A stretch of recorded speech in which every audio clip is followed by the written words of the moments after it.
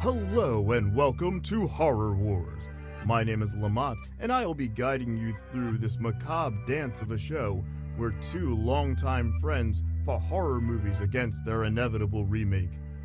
Please be aware that horror movies, as a general rule of thumb, have violence, gore, murder, rape, dismemberment, crazy practical effects, and much more. Also, the hosts aren't versed in languages from around the world, so they may mess up some names and places here and there. If none of that bothers you, then get ready for a podcast like none other. This is Horror Wars.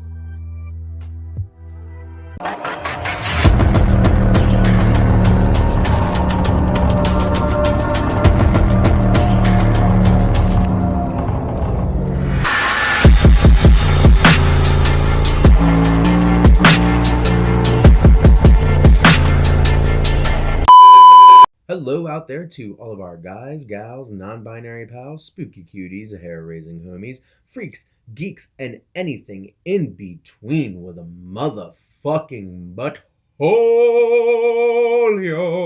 Nice. I'm Rob. I'm Josh.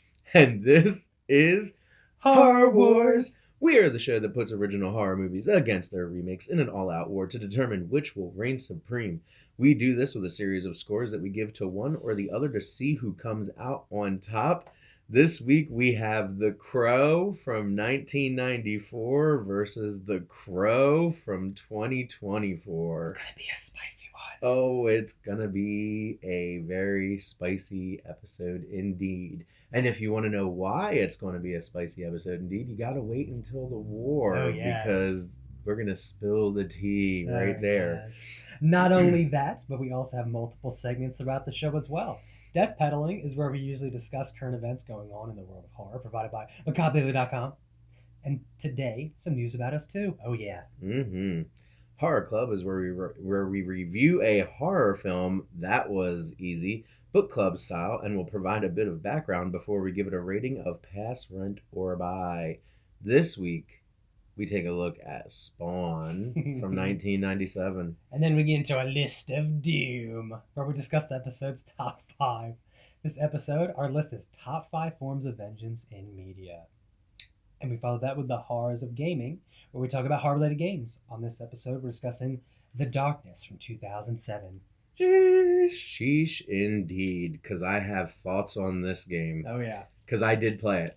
I did. Oh, did you? Yes, oh, I did. Good. Finally, we close up shop with our ending segment called, well, The End, where we have our final thoughts on this episode and reveal the next episode of Horror Tube.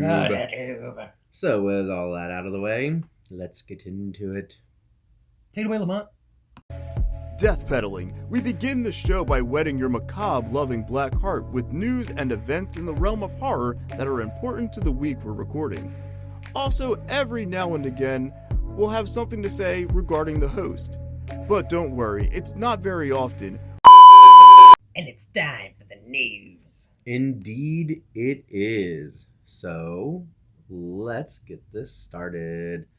First off, we're going to talk about, well, a return to form, I guess you could call it, right? Like, yeah, this is something that we skipped last year because things just didn't line up correctly for us, and we had to kind of just negate having our normal fall show. Yep. And that is Sam Hain's Havoc. Woo! So we're back with Sam Hain's Havoc Raids again. It'll happen on October 26th with South Jersey Geek Fest. Woo-hoo. Yes, sir. That's right. The New Jersey Horror Collective will have a booth again for the event. All of our familiar faces will be there as well. So come out for all sorts of fun activities from us. There will be trivia, games, prizes, and a couple more things. Not to mention, South Jersey Geek Fest as a whole will have a live band, a cosplay contest, door prizes, tons of booths, food, drinks, and more fun than you can shake a stick at. Get to the Deptford Adventure Center located at 510 Deptford Avenue, Westville, New Jersey, 08093. The event will last from 10 a.m. to 5 p.m., $15 tickets, discounted tickets for cosplayers, and non-perishable food donations as well.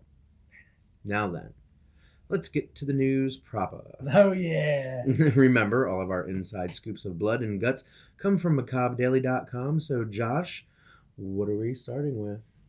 Well, it's sort of some music news and horror movie news at the same time. I'll take it because Jesus Christ, it has been fucking dry. Dry. So we have Art the Clown goes full metal as Ice Nine Kills announced their new single for Terrifier 3. Check out the press release below for some details on when you can jam out to Art Plus Inc! ! If you want more information, please check out macabredaily.com for the full article. From the press release, here we go, folks. Okay. Spencer Sharnaz, frontman and creative force behind the cinematic horror metal band Ice Nine Kills, announced their official music collaboration for the highly anticipated horror sequel, Terrifier 3, at their third annual fan convention, Silver Scream Con, alongside franchise star David Howard Thurton, Art the Clown. Their new single, a work of art, pays homage to the beloved slasher franchise and will be featured in Terrifier 3 when it opens in theaters nationwide on October 11th. Mm-hmm. I'm assuming this year. Yeah. Nice. A few days. The Terrifier franchise gave us Art the Clown, the greatest new horror icon in decades, says Sharnass. We are beyond honored by the invitation to play within this viciously delightful universe Damien Leone and his incredible team have created. The Art and Ink fanbase are one and the same, and we heard the screams for this collaboration loud and clear. By Matthew Orozco. I don't know. Cat calling? Oh, there you go. I don't know what to do for him. That's cool. Yeah. It's a band that I like a couple other songs. I like a couple too. I'm not going to sit here and say that I'm like the biggest Ink fan or anything like that, but I respect what they do. It's cool. Aren't they the ones that do Ray Ripley's theme song? I have no idea. I think either them or something. Yeah, I don't remember. But no, man, total respect to them. I'm gonna see Terrifier 3, but I'm not gonna go to theaters to see it. Yeah. There's no reason for me to like go watch that in theaters. It's weird that I don't really see Art the Clown as like a big, I don't know. I guess I would say icon in horror. Like I know it's like the new hot thing, but it's just like it's only like that because he's really the only one. Because if you think of like recent movies like A Smile or something like that, there's no iconic figure to them. So maybe. Yeah, we've been lacking Jason, Freddy, Michael, and the last two Michael movies were available fairly quickly on Paramount Plus. So like the second one that came out was available on Paramount Plus within like a month of being in theaters. And then the third one didn't even go to theaters. It went straight to Paramount Plus. Jesus. Leatherface, Texas Chainsaw Massacre, straight to Netflix. Yep. We've not had any actual horror icons except for Ghostface in theaters for like the last 10 years. And have we had any other new ones besides? No, Art? because Sam from Trick or Trick or Treat, Mm-hmm. but that wasn't a wide release movie. Yeah. That was a urban legend kind of movie. Yeah. Like it gained traction being on home video. Don't know, man. I see Art as a horror icon because lack of horror icons. That's where I'm at with him. Yeah, I would agree. I would also say Art kind of like at least got more eyes back into horror because it was like, look at this new gore fest movie that's like over the top and all that kind of shit. Yeah. You know, it beats out Saw and Hostel and all that. Yeah. So, yeah. You know, it did do good. You know what I mean? It did what it needed to do. Terrifier's just not really for me like that. Right. Like I said, I'll eventually watch it. No desire to go see it in theater, but I do want to see it. You know, like just in that completion thing because I've seen 1 and 2, and now they said that the 4th is on the way as well. Jesus. So Art literally will not die in this one because how are you gonna have Terrifier 4 without Art? Mm-hmm. Yeah. So, for my part of the news, Damien Berchier, I think that's how you say his name, joins the cast of Black Phone 2. Jeez. News has come our way that Blumhouse and Universal's Black Phone 2 has added Damien Berchier, The Nun, and Hateful Eight to the cast, as we have a few more details for you below. For now, who Berchier is playing, and plot details are being kept tight. But Deadline has the exclusive info on the casting. We do know that many of the original cast for The Black Phone will be returning, such as Ethan Hawke, Mason Thames, Madeline McGraw, Jeremy Davies, and Miguel Mora are all set to return. Deadline has also confirmed a release date of October 17th, 2025, with writer Joe Hill returning to executive produce.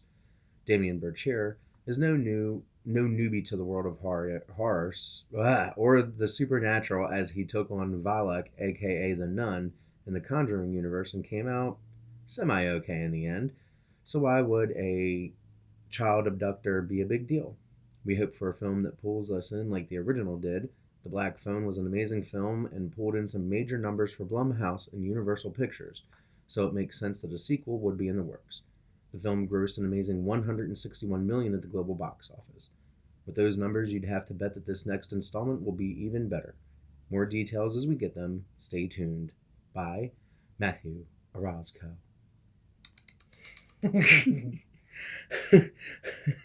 For more horror news, reviews, and articles, and interviews, and so much more, visit macabredaily.com today and every day. They are the dark side of pop culture. But we're not done with our little news death peddling yet. I feel like you and I have some vindication here, sir. Oh, yes. While we were away, news broke that Legacy of Kain, Soul Reaver 1 and 2 are getting remasters. Oh, yes. How does this make you feel, man? Like, let's talk about this for a minute. Ironically, earlier, in the episodes, go down in the archives, for 3, it went Horror Wars, Horror Tube, Horror Wars. We talked about, and another Horror Tube. We talked about 2 Horror Wars. Legacy of Kain and Blood Omen, all that kind of stuff. Legacy of Kain, Blood Omen, Soul Reaver. And we were like, hey, it'd be great? Just give us a fresh coat of paint. Yep. We don't need it completely done. We don't need like a Last of Us situation. Yep. Fresh coat of paint, please. And the way I found out, I don't know if you knew before I told you about it. I didn't, actually. Is my dad. Because, again, he used to play it when I was a kid, and I was, like, scared to, like, play it myself. Right. And then I eventually played it. And he's just, like, chilling. He goes, hey, did you know they're doing a remake? Because it got leaked at, like, Gamescom or some shit. Mm-hmm. And I was like, there's no way that's fucking real. So I looked it up, and the fucking team that worked on it confirmed it, and lo and behold, there was a trailer out. So yeah, we were like, hey, can we get something, just a little bit of Soul Reaver, anything? And then we're getting it, like, 2 months from now, as of this recording. Yeah, as of this recording, 2 months from now. Like, legit, actually, because I think it comes out December 10th, and it's October 5th right now. Yep. Woo. Yeah, man. This is big, because there's a chance that we could get a new Legacy of Kain game out of this. After Defiance, which was the last release. Because we know that there was supposed to be that Dark Sun game or whatever. But this could be the return to Raziel and Kain proper. And what that story was going to be after Defiance. After the loop was broken. That's all I'm going to say. Because, yeah. How did you feel about what I said earlier while we were talking? Do you think it would, if they did do a new game, would you want to hear like new Shakespearean actors take on the roles, or would you prefer they do that AI with the permission of the estate and give money to the estate to use like original voices, just AI-ified basically? As long as, like you're saying, as long as the people that they're using their voices get money for it, for sales or however it works on that, of course. Because the guy who was the voice of the Oracle, I don't know his actual name, forgive me. He voice acted for like the Hunchback of Notre Dame. I think that was Bill Nighy or something like that, wasn't it? I don't know his name like that, but yeah, he also was like the main bad guy of the Hunchback of Notre Dame. But I would love that if they would at least give his family money or whoever, and the whole cast, even if like they didn't want to do it anymore, since they're just reusing their their voice. Yeah. So yeah, by all means, I'd love it. Because like I said, they have more than enough words. Yeah. Because it was very dialogue heavy for the first 5 games. Yeah. So they've got enough words in the can for them to create whole new scripts out of things using their voices. So yeah, if they're retired from voice acting or they're passed on or whatever, I think this would be a real good chance to use AI to create new games for these beings that we love so much. Yeah, I think it would be dope, man. I'm excited for this. Hell yeah. I'm happy. I feel like I said earlier, we have some vindication, or maybe we even half helped will this into existence. I hope so, man. Jeez, man. But yeah, hell yeah, 2 months. There's gonna be a horror tube about this. Oh yeah. Yeah. Oh, I'm getting it. Oh yeah, same. Absolutely. Yeah.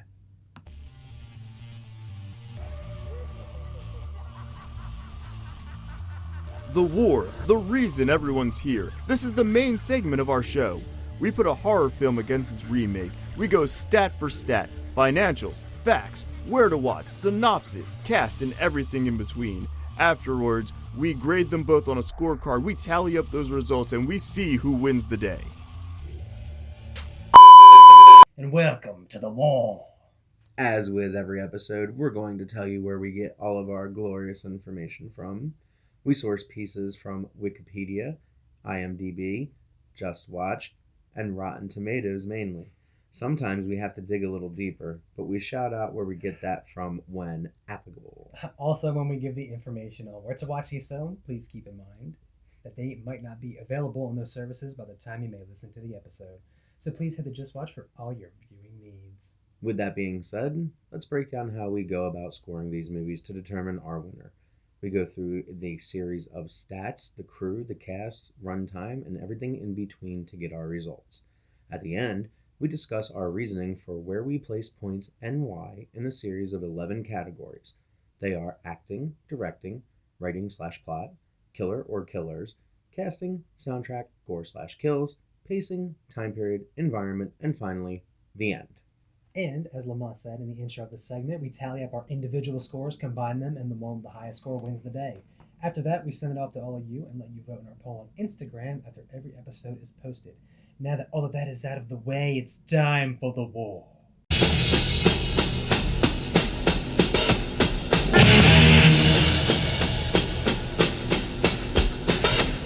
Girls gathered in their masses, just like witches at black masses. In the fields, the bodies burning as the war machine keeps turning. Evil minds that plot destruction, sorcerer of death's construction. Say, where are you go? To the war these people know. Oh, Lord, yeah. Thank you, Ozzy, for whatever I chose to use there. There's got to be some kind of crow song. There's definitely going to be something there. I don't know what. Caw-caw! But if not, then our faithful war pigs will be there. Oh, yes. As we said earlier at the beginning of the episode, there's going to be some spicy takes today. Oh, yeah. A lot of it, I feel, is going to be towards the 2024 one, but from what Josh has been alluding to, It's a mix for me. the 1994 one, yeah. Now, I'm going to give a brief explanation on why. I don't know anything about the comic. No. I'm not going to claim I ever did. I don't know anything about what each crow is supposed to be and all this other kind of shit. I was going into it from, I'm just going to be honest about both. I don't want to live off the hype of everyone else. You know what I mean? One of those scenarios. And I wanted to be fair with both. Because, again, I know that the Crow original is beloved. And there are some things that I did like and all that kind of stuff, but I'm going to keep it real. And let's be real. You and I we're just movie critics. Let's be real. This is all this really is. And I'm going to be honest about it. Yeah. I appreciate the original. That's all I'm going to say. I appreciate that. I appreciate Brandon Lee. I understand what happened and the legacy of that. Yep. But other than that, I'm going in fresh. This is dry. Yep. You know what I mean? So that's kind of where my thing is with both of these movies. So I liked a lot of both, but I didn't like a lot of both either. Yeah. It's gonna be a hot one today. So let's just remember these are all opinions. So if anyone feels all angry and just relax. It's all right. It's going to be fine. I swear, the sun will come up tomorrow. The moons will come up tonight. Everything will be fine. I'm sure there's someone that's like, well, the movies you like are shit. Okay, that's your opinion. That's your opinion. Yep. But I'm ready, and I've been excited because I know you feel strongly about the remake, and I'm excited to hear like someone who knows more about The Crow than I do. Because again, zero knowledge going into this about The Crow, but I've been excited just to hear your take just on the remake alone. So I'm ready to get into this. All right. So I'm going to be doing the original today because, as everybody knows that's listened to the show, my top 3 for the longest time was The Breakfast Club, The Crow, and A Clockwork Orange. Recently, Deadpool and Wolverine came out. That knocked The Clockwork Orange off the top 3 spot, put The Crow at number 3, and now Deadpool and Wolverine are number 2. That's a story for a different show. But, like Josh said, I have a very strong attachment to this movie. Mm-hmm. So that's why he's graciously allowed me to do the first one. And he's going to be handling the... you have my blessings. the remake. Yeah, the remake. So, movie name is The Crow. Runtime, 1 hour and 42 minutes, right outside of the sweet spot. And it didn't feel like a drug. Right. Original release date, May 13th, 1994. Produced by Edward R. Pressman and Jeff Most. Production companies were Entertainment Media Investment Corporation, Pressman Film, and Jeff Most Productions. The budget was $23 million US. Box office, $94 million US. Pretty good. Screenplay by David J. Show and John Shirley, directed by Alex Proyas, cinematography by Darius Wolski, edited by Dove Hoeing and Scott Smith, not Steve Smith, music by Graham Revel, and where to watch. Currently, you're able to stream The Crow on Fubo TV, Apple TV, Paramount Plus, Microsoft Store, Amazon Video, and Fandango at home with subscription or for free with ads on Pluto TV. Jesus. Ratings. 7.5 out of 10 on IMDb. 87% on Rotten Tomatoes. Rotten Tomatoes. And 94% on Just Watch It Do. Just watch. Plot. Exactly 1 year after young rock guitarist Eric Draven and his fiancée are brutally killed by a ruthless gang of criminals, Draven, watched over by a hypnotic crow, returns from the grave to exact revenge. Related media. The Crow, City of Angels, 1996. The Crow, Stairway to Heaven, 1998, television series. The Crow, Salvation, 2000. And The Crow, Wicked Prayer, 2005. Didn't know it had all of these like sequels and stuff. Yep. A lot of people don't. They really don't. And that's why so many people are so heavy in nostalgia for this movie. Okay. A lot of people don't even realize that the Stairway to Heaven show literally continued the story of Eric Draven. Oh, shit, really? Yeah. I would say. Yeah. Trivia. 50 more on IMDb. Damn. Number 1. In his Blu-ray commentary, Alex Proyas said that Brandon Lee was unhappy with the way his face paint looked when the makeup department applied it to him before shooting. Lee and Proyas then agreed that it would look best if Lee applied his own makeup every night before going to bed, so that when he woke up, his face paint would naturally look more worn out. Number 2. According to James O'Barr, he didn't like casting Brandon Lee as the main lead for his comic book adaptation. At the time, he had only seen him in Showdown in Little Tokyo from 1991 and feared it would end up like a kung fu movie or go straight to video. But he was thrilled when he first met Brandon on the set with the makeup and crow outfit. He was amazed by Brandon's take on the character when he spoke the exact lines from the comics. Number 3. For Brandon and Eliza, dedicated at the end credits, was for Brandon Lee, who was accidentally killed in the production of the movie, and his fiancée, Eliza Hutton, who supported Alex Proyas' decision to complete the movie. Number 4. 2005. 12 years after the accidental shooting of Brandon Lee, Michael Massey, who fired the gun, claimed to still have nightmares of the incident. Although he was not at fault for the death of Brandon Lee, Michael Massey stopped acting for a year because he was so traumatized by the event. His next film was a small role in Seven from 1995. Up until his death in 2016, he had never watched the film. That's so sad. Yep. I definitely agree. Like, he had no idea. Yeah. You know? Number 5. Alex Proyas originally wanted to shoot the entire movie in black and white closer to the comics and only use color in Draven's flashback scenes with high contrast theme. But the studio executives didn't allow him to experiment with that approach. This made Proyas shoot the film in a monochromatic color theme mixed with red and dark gray. Number 6.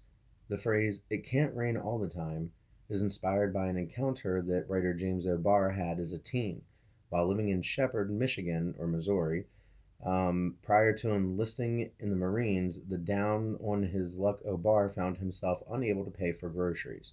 Frustrated, he decided to buy just the rice, to which the man in line behind him stated, "You can't eat rice all the time," while paying for O'Barr's groceries.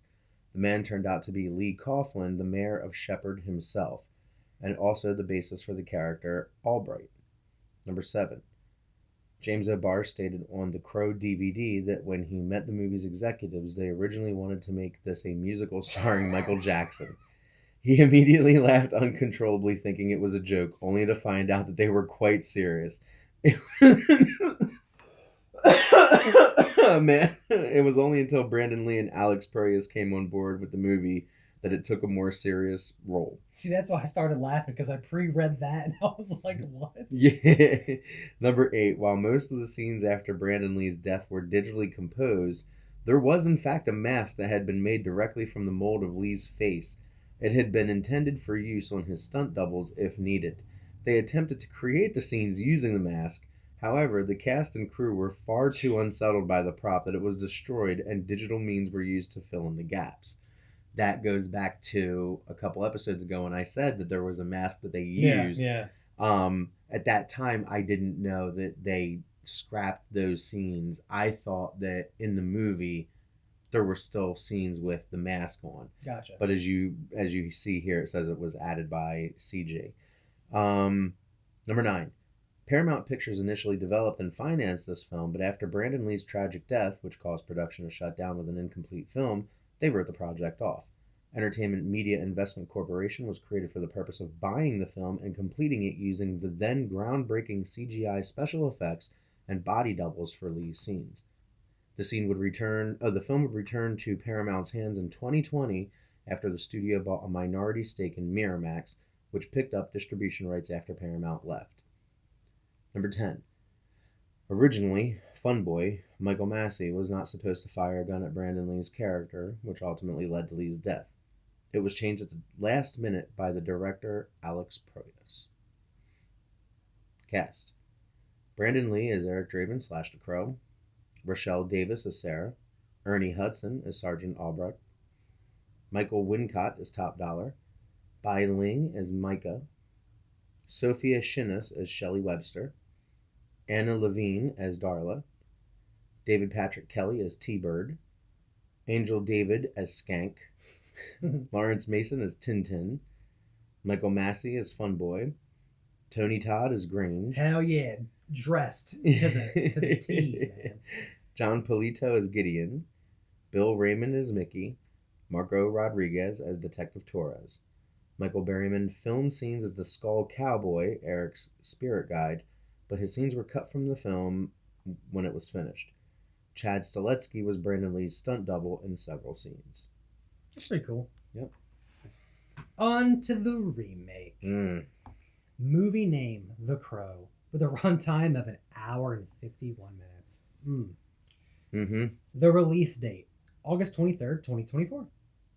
Produced by Edward R. Pressman, Molly Hassel, John Jenks, Victor Hadida, and Samuel Hadida.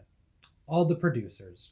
All the fucking production companies as well, apparently. Filmation Entertainment, Hassel Free Productions, The Electric Shadow Company, Davis Films, Pressman Films, 30 West, and Ashland Hill Media Finance. I almost said franchise. Budget, Oh my gosh. So 50 million USD, and at the box office, it flopped and only made 22.1 million USD. Mm-hmm. Screenplay by Zach Balin and William Schneider. Right? Schneider? Yeah. There we go. Yes. Directed by Rupert Sanders. Cinematography by Steve Annis. Annis, sure. Edited by Neil Smith and Chris Dickens. Damn Dickens. Music by Volker Bertelmann. That's a cool ass name. Sounds almost like a superhero named Beetleman. It does. Mm-hmm. Where to watch? You can rent or buy The Crow to stream on Apple TV, Amazon Video, Microsoft Store, and Fandango at home. Mm-hmm. Oh boy, the ratings. A 4.7 out of 10 on IMDb. 23% on Rotten Tomatoes. And 56% on Just What You Do. Oh man, plot. Soulmates Eric and Shelley are brutally murdered.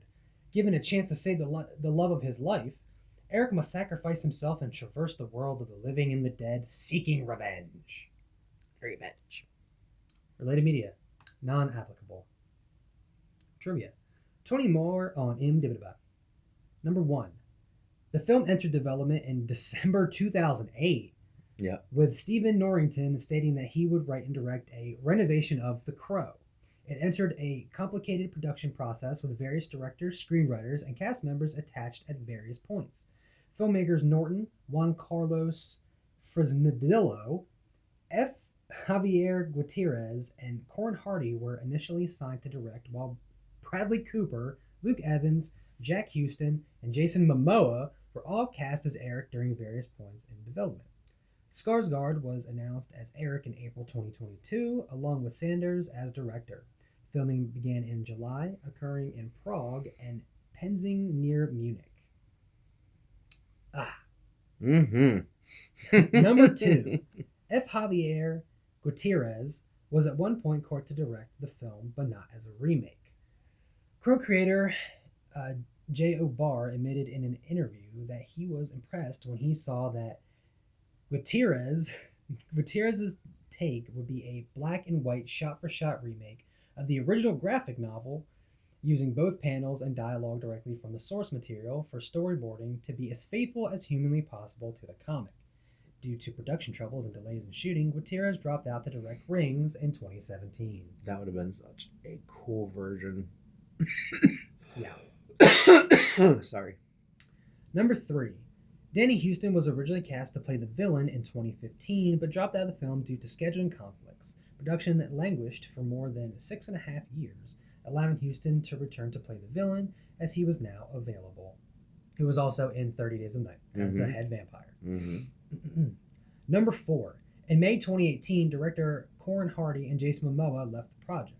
The movie had been in pre-production and was reportedly 5 weeks from commencement of filming. Creative differences are supposedly the reason behind the departure.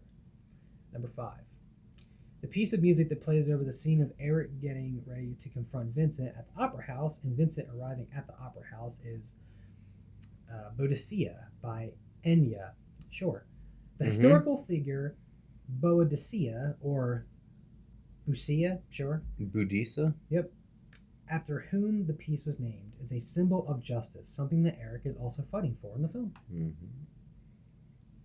These names, man. Mm-hmm. Number 6. Graphic designer Nikola Prijic has mentioned that Bill Skarsgård came up for the idea for the poem tattoo on his back seen in the movie. The poem is called Despair by H.P. Lovecraft.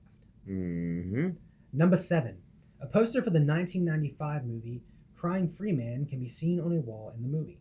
The movie's star, Mark Dacascos, appeared as Eric Draven in the Crow Stairway to Heaven television series from 1998. Number 8. Kronos.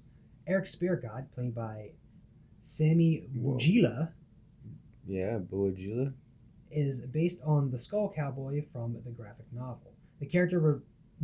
This character was originally supposed to appear in The Crow 1994 as well, played by actor Michael Berryman. The cowboy was supposed to be another dead soul roaming the earth who guides Eric upon his return, most specifically warning him that any actions deviating from his revenge mission will result in loss of his invulnerability. Number 9. In the climax, when Rogue is being dragged down to hell through a pool of water, numerous snake-like creatures can be seen surrounding him. The TV series The Crow, Stairway to Heaven 1998, introduced the idea of a snake, an evil counterpart to the Crow. Number 10. According to Skarsgård, the original ending was changed by the filmmakers to invoke the possibility of a sequel, despite his reservations, which I fucking hated. Cast. Bill Skarsgård as Eric / the Crow. FKA Twigs as Shelley. Danny Houston as Vincent Rogue. Josette Simon as Sophia. Laura Byrne as Marion. Sammy Bujila as Kronos. Isabel Way as Zadie. And Jordan Bolger as Chance. Oh boy, oh boy. I have been waiting for this role, my friend. I went so in depth with this because I wanted to like really, really watch these movies and give them both their respect, because I know how much The Crow is like a love series. Yeah. So back in the day in the archives of this show, I used to kind of do notes as I watched stuff, and it got so intense that it went from notes to me writing out shit, like so I wouldn't forget my reason for scores. It's fucking nuts. Hey. Ugh. Oh yeah. Right off the bat, I'm And just a reminder, these are all opinions, and I'm going to be as honest as I can. I'm not going to bullshit it. Any of these scorings, because I went in it with, again, knowing nothing about the series besides it just has so much love. Yep. But I'm not going to let that deter me from someone being mad at me about my opinion. As you shouldn't. Okay. Acting. Okay. I understand that. All right, hold on. I'm going to give it to remake. Bear with me here. I understand that Brandon Lee wasn't in the entire film to really have his voice and all that used. If I'm understanding what this, like we read earlier. How far into the original was it? All his lines were completed dialogue wise. Okay. He just didn't get the chance to film the rest of his scenes. Okay. Before he passed away. I understand that there's a lot of love for him, but to me, I just feel like Bill Skarsgård did a little bit better. I could go all night about why I fucking despise the remake, but I'm trying to be honest about both. And with the acting, even with Brandon Lee in the entire movie, splitting him off, I felt like it was acted a lot better in the remake. Okay. In the original, Brandon Lee did very well. Okay. The rest of it, I just didn't feel it. The boss, the boss of the bad guys, I enjoyed just because he was like, hell yeah, I just want some anarchy. Mm-hmm. That I enjoyed, but when it came to acting for the whole cast, I feel like it was better than the original. Brandon Lee did a good job, but I just feel like the remake was stronger in the acting department. No, look, you said you were going into this unobjective, and I even told you that I was going to go into this as unobjective as I possibly could. Now, I think that Bill Skarsgård acted better as Eric Draven. Yeah. For that version of Eric Draven. Okay. I believe Brandon Lee acted better in his version of The Crow. Where that comes down to for the rest of the cast, because I have to look at this objectively for the whole cast, I do think that the cast of the remake did a better job acting than the original, despite Ernie Hudson being in the movie. Right. He was probably a good glimmer for the movie. Right. But the gang in the original one literally felt like the Joker's gang from the 1989 Batman. Mm-hmm. And I don't know if that was like meant to pay homage to them or not. Yeah. but I've always felt a more cartoony aspect of the gang in the 1994 Crow. Yeah. The gang in this one was ruthless. And Oh, yeah. spoilers for the new Crow. Of course. Spoilers. Literally being held up by a demon, essentially. Mm-hmm. He sold his soul to the devil so that way he could live forever. Yeah. So that's more intriguing. Right. As a villain versus just a guy that is perceived as being untouchable. And I was just about, and it's funny you bring that up because I enjoyed the gang in the original because they were more involved and I felt like they had a little bit of personality, but it felt like an 80s, like, shout out to the Street Sharks. Yeah. But it felt like something from that, like kind of cartoony, like you said.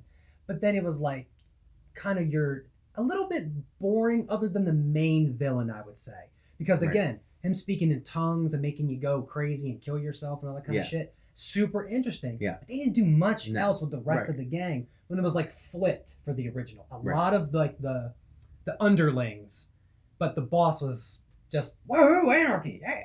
So, do you think it would be better if like Bill Skarsgård played the Crow? The boss from this one was the boss of the Underworld gang from the original one. No, from the original. Oh God, one. Jesus! Like, what if the demon was in control of like Fun Boy and all of them? That would be sick as fuck. Yeah, you get what I'm saying. Like, if that gang was in the 2024 one, and it was Bill Skarsgård, like, we're going. This is that piecing together that we kind of threw away. Threw away with, but that would be fucking sick. But yeah, I'm gonna go with remake on acting as well. Like, I want to give one more shout out for acting when they are suffocating them. Oh my God, dude! I felt like kind of sick. That little at the end, I can't make that noise, but it sounds like I got chills, goosebumps. One of those squeaky toys not being able to squeak. Yeah, dude, just them screaming, both of them suffocating, him screaming like ah. Yeah. So good. Loved it. Yeah. I got chills. It was a very violent death. Yeah. Like, directing. Hold on. Let me see. Hold on. Okay, directing. I'm giving it OG.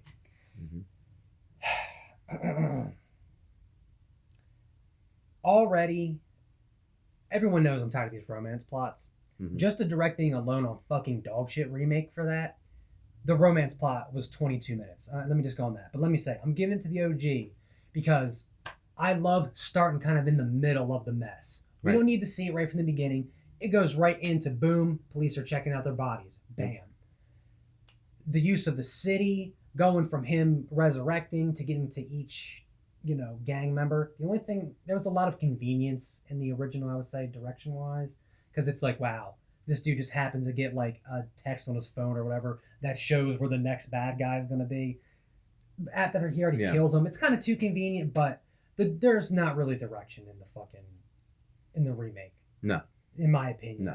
I can't stand it. Just that weird prison rehab facility deal they got, and then just do something, pussy. That just. And then just they didn't really even direction. They went nowhere. You got to see a couple apartments and then an opera house, and I think that was it. And some railroads. Yeah, that shit. So I'm giving it to the OG. Yep, I will 100% give it to the OG, and I'm guessing that's going to put Environment OG as well too, correct? Because this one it's going to go hand in hand. Yeah. So I'm going to pre-score that, but we'll talk about that when Environment comes, because I have feelings on that. Writing/plot. I broke this into 2 categories for me for plot, because for the romance plot, I preferred I know this doesn't go into our scoring, but the romance plot, I preferred the fucking original. Short, sweet, and to the point. I don't need to see them fuck a million times and talk about how much they love each other. The flashbacks showed that how much they love each other in the original. Yep. To the point. Now the plot, even though I didn't like the direction, I'm going to give it to the remake. Now, in the original, I understand, again, the main plot is just the whole movie in a sense, which is like no shit. But it's just like, to me, it was just he's back for revenge. He doesn't really have any other kind of conflict. Runs through everyone. His bird gets shot. You know, all that kind of stuff. Like, I understand that takes away his vulnerability for a while. But it's just like, it felt weird to me in the plot for the original, where he like I think he gave the Darla's daughter the ring and all that kind of stuff. Like, he was already going to go away before she got kidnapped. Yeah. And it felt like that's where the movie was going to end, and it was like, nah, I'm done. My powers are going. Then she gets taken, and it's like, oh, he's back to super strong guy. Right. Then they have to shoot his bird. So, and I didn't like the B plot of the original either. It didn't really go anywhere for me. One thing that bothered me is that he got the morphine out of Darla's arm, but they never touched on that ever again. That bothered me. I feel like there was some plot holes, and I didn't get as much. I appreciated in the original of the Crow. I like that more of that kind of teaching him than some dude into someone being like, you have powers now, bye, whoosh.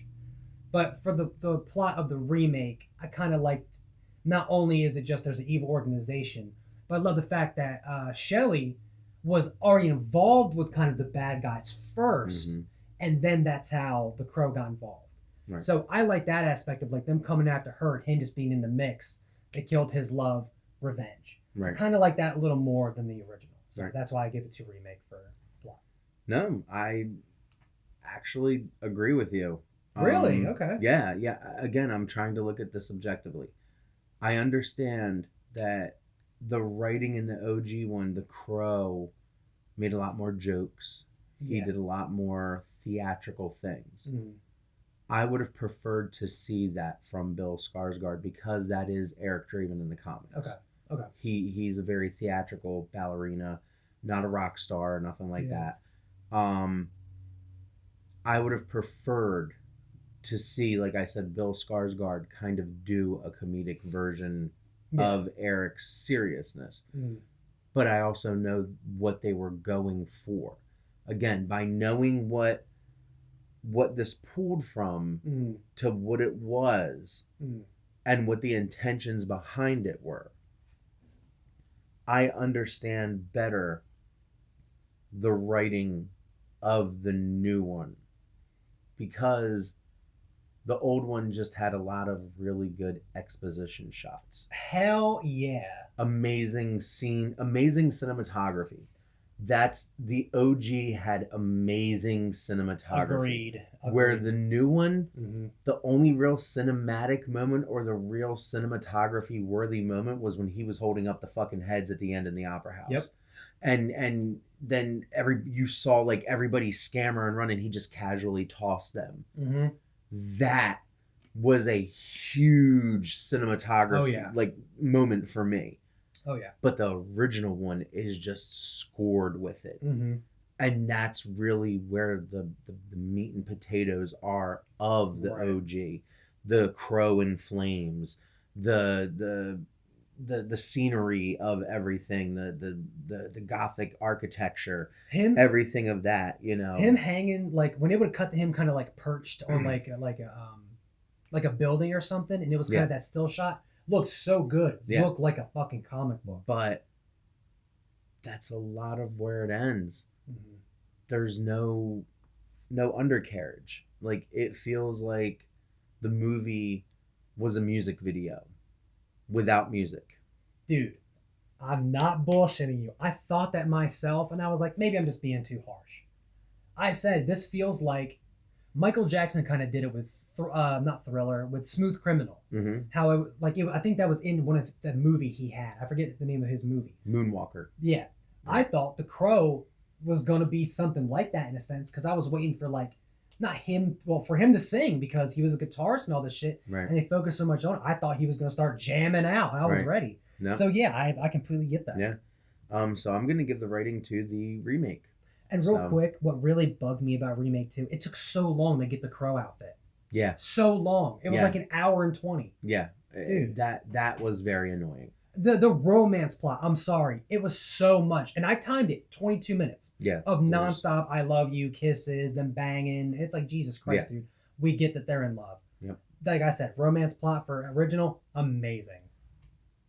And then when you think about it, though, remember the context of what the 2024 one was going for. That's what they do in relationships in their early 20s and stuff now. That's Yeah. that's the mindset that they were going for. Right. Okay. So I'm as you Yeah. said, trying Yeah. to be as objective as Yeah. possible. I'm not the target audience for the remake. Yeah. Because I'm 40. You're closer to the demographic Yeah. that they're shooting for, but ultimately the child is around the age that they're going for with this movie. And that's just how kind of intense they are for like the first few weeks of their relationships and shit. And then they just kind of peter out. Yeah. You know what I mean? So looking at it objectively from that standpoint, I understand why it's 22 minutes of focusing on the relationship. My attention span, though, is please will you fucking hurry up. I agree. I understand she's got a great body. I understand he's got a great body. I understand it looks great when they're glistening. But can we please speed up the fucking process? That's really one of my biggest complaints of the movie. It's more romance than anything else. Right. Killers. Let me see. Hold on. Okay. Killers, I'm actually going to give to OG. Because, one, I would say more the killer in the remake is Crow, because he does more of the killing. Yeah. The main bad guy uses his devil tongue to make, that sounds weird, his devil whispers to make people essentially kill themselves. Yeah. But in the original, dude, even though they're like some goofball ass characters, the gang in the original is fucking brutal. They rape her, they murder her and Eric. They toss after they shoot him, they toss his ass out a fucking window. The whole city is literally filled with just evil people except Eric and Shelley. Yeah. But it's just like, god damn, they're just vicious as hell. Like I said, I like the main villain more of the remake, but that's about it. Everyone else is super weak. So I'm going to give it to the original. Yep. I give it to the original literally for the same reasons why you did. Because that gang in the original is absolutely fucking horrid. Hell yeah. No redeeming qualities whatsoever. The people that are literally working for this guy, that's all they're doing. Yep. They're just like underbosses. Yep. If it's a side scroller beat 'em up, yep, they're a red color foot soldier instead of a purple color foot soldier. They got just a little bit more skill, and they might throw a ninja star at you. Yeah, they're just a little taller than the rest. Right. Yeah. It's create a character 2.0 for a lot of the gang. I definitely give it to the OG because, like we both are saying, the gang is extremely brutal. That gang matches the energy of the Devil Tongue. Yeah. That if he had that gang behind him, man. Oh yeah. Jesus fucking Christ. That the city would be on fire. And And I feel like the Crow in the original would have had a lot harder of a fucking time. Yeah. You know what I mean? Because it seemed like a lot of people that he kind of fought were kind of easy. Yeah. So, but one thing I want to go back to real quick, I'm sorry again for acting. When he's pushing his guts and re-breaking his bones back into place and he's screaming, oh my God. And I love that he wasn't a master of his abilities in the remake immediately. Love stuff like that. Yeah. But sorry. Yeah. No. You're right. Casting. Brandon Lee's great, but I'm more of a Bill Skarsgård kind of person. I don't know. Skarsgård, man. I don't know many Brandon Lee films like that. So. There's only 2. Okay, well there you go. Yeah, like it's not like he was some huge big Hollywood name when he passed. He was literally, that guy was in a couple movies and he's Bruce Lee's son. That's all he was while he was alive. This movie immortalized him. There was nothing else after this. Yeah. Okay. We have no idea how he was going to become. We have no idea if he would have just quit acting after this movie. Right. We don't know. But it's romanticized because he passed while making the movie. So I am going to give casting to the remake as well. because Bill Skarsgård is Bill Skarsgård. Yeah. Much bigger star than Brandon Lee. Sorry. Just it is what it is. This one for me is super duper easy. There's no thought behind this or anything. Soundtrack is going to OG for me, 100%. Oh yeah. I don't think there's just the Cure burn while he's putting on the makeup and running through the fucking top of the. I recognize so much more. Yeah. From the OG. Yeah. Ooh, this one I think is gonna go right to the remake. Gore/kills. This one's gonna go to remake because OG had like none. It had some. Now, Look, the CGI for 1994, fucking great. And Holy shit. let me go by saying I'm not downplaying rape, mind you, because gore/kills, rape is gore essentially. Right. I'm not downplaying that, but the thing is, we didn't see it like that in the OG one. We knew that it happened. We knew what was going on, right. But it wasn't like you get what I'm saying. Yeah, I get what you're saying. There was more emphasis on the gore and kills in the remake, right, than there was the gore in the OG. Yeah. Now the OG did have gore. It did have some nasty things in it, but to me, that remake was just fucking brutal. Like brutal. Him actually pushing his own intestines back in. Yeah.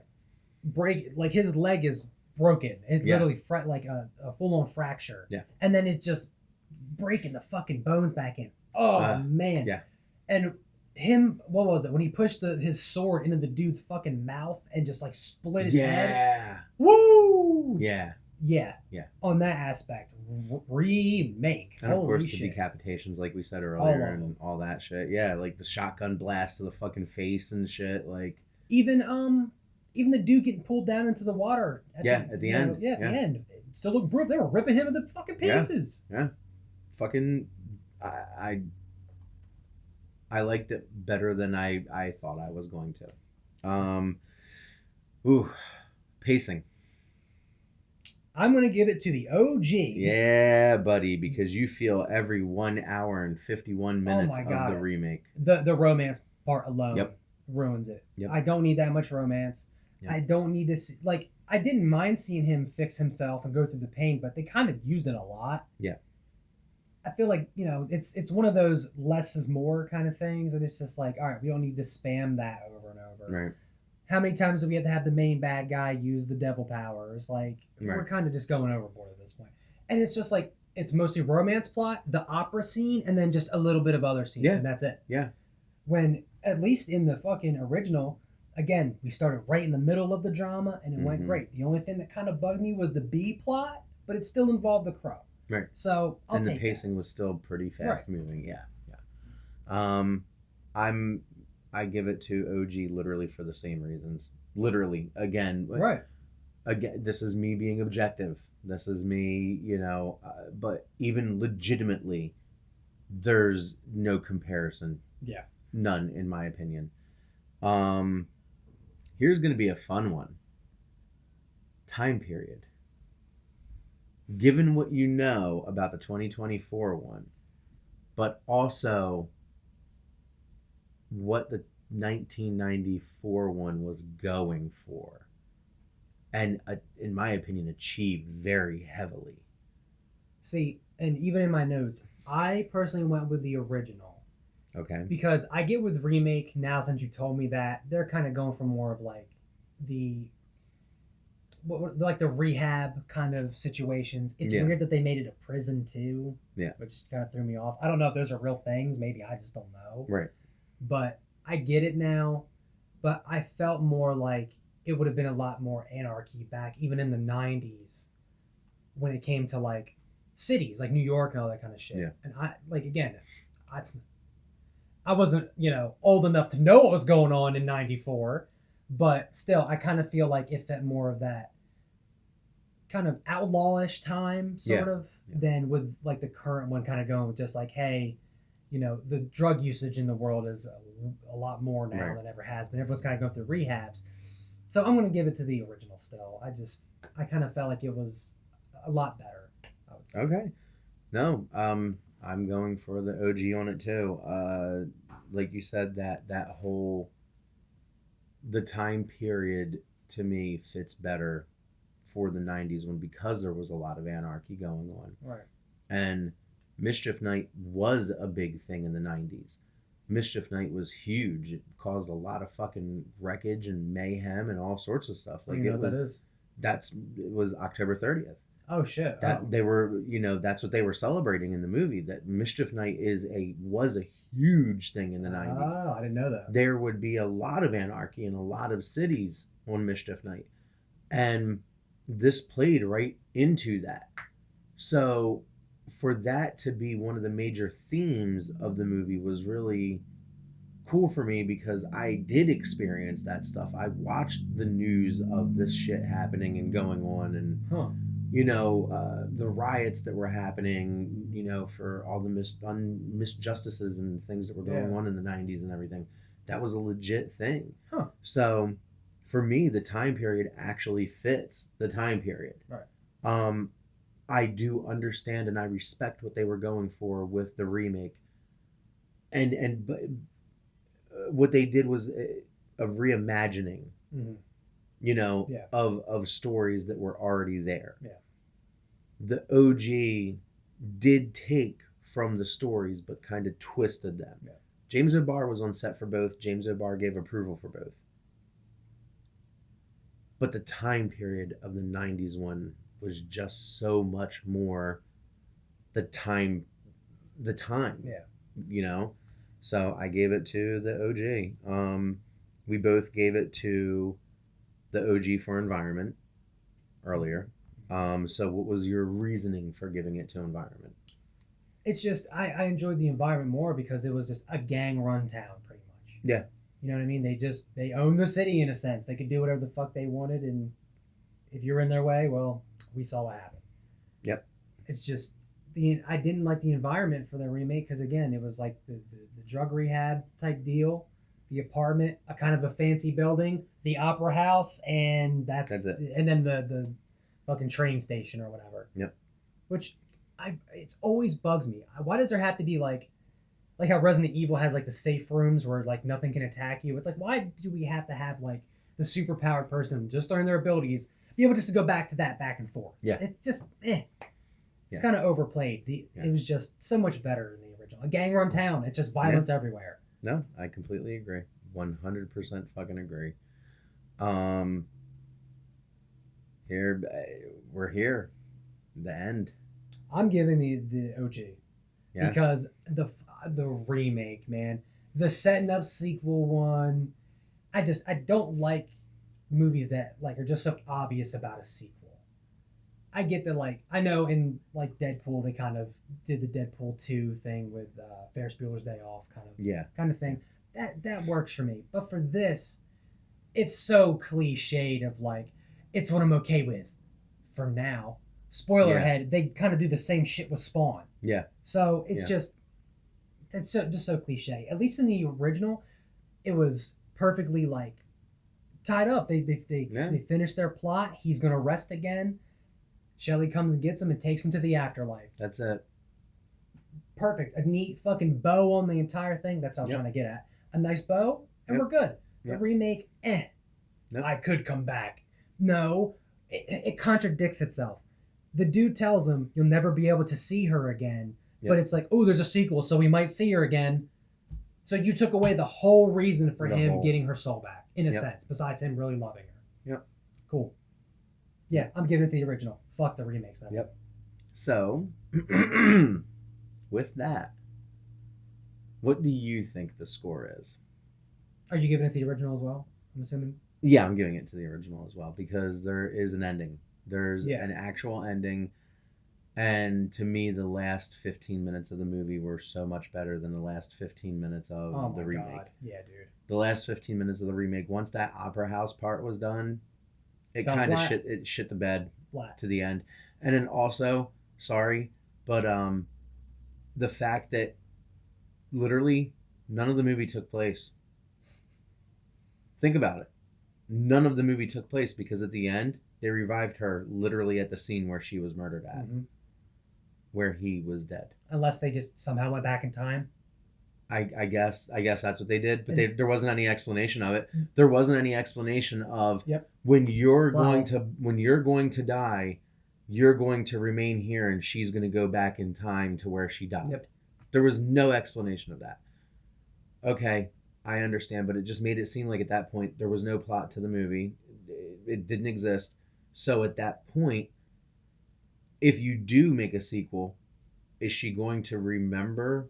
Like, she'll remember you, but what's going to happen? Because they showed that she lived a life after that.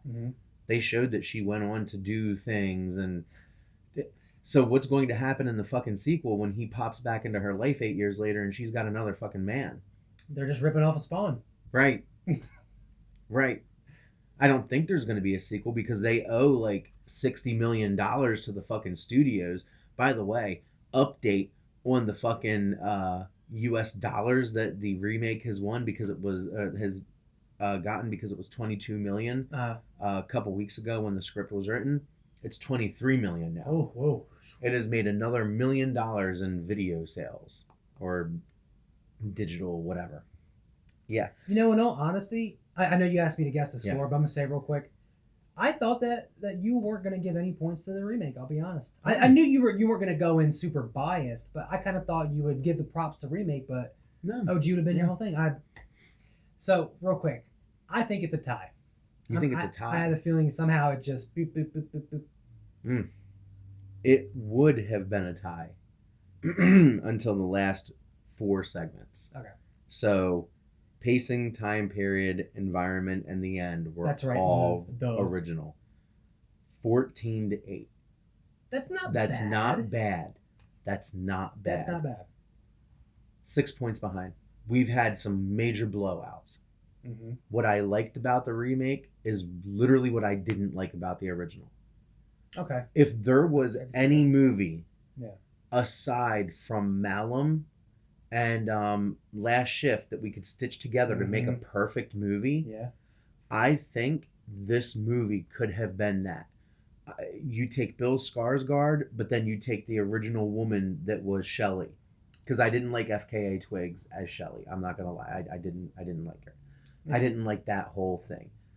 In my opinion, you take the original Shelley, Bill Skarsgård, put them together, make the dude from the remake the head of the organization. With the underlings, right? Do it on fucking Mischief Night like they did in the movie.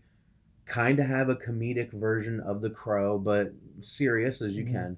Because to be honest, even though Skarsgård did a good job, him kind of be like on Terminator. downers, like on downers the whole time, just like all the time. No, sorry.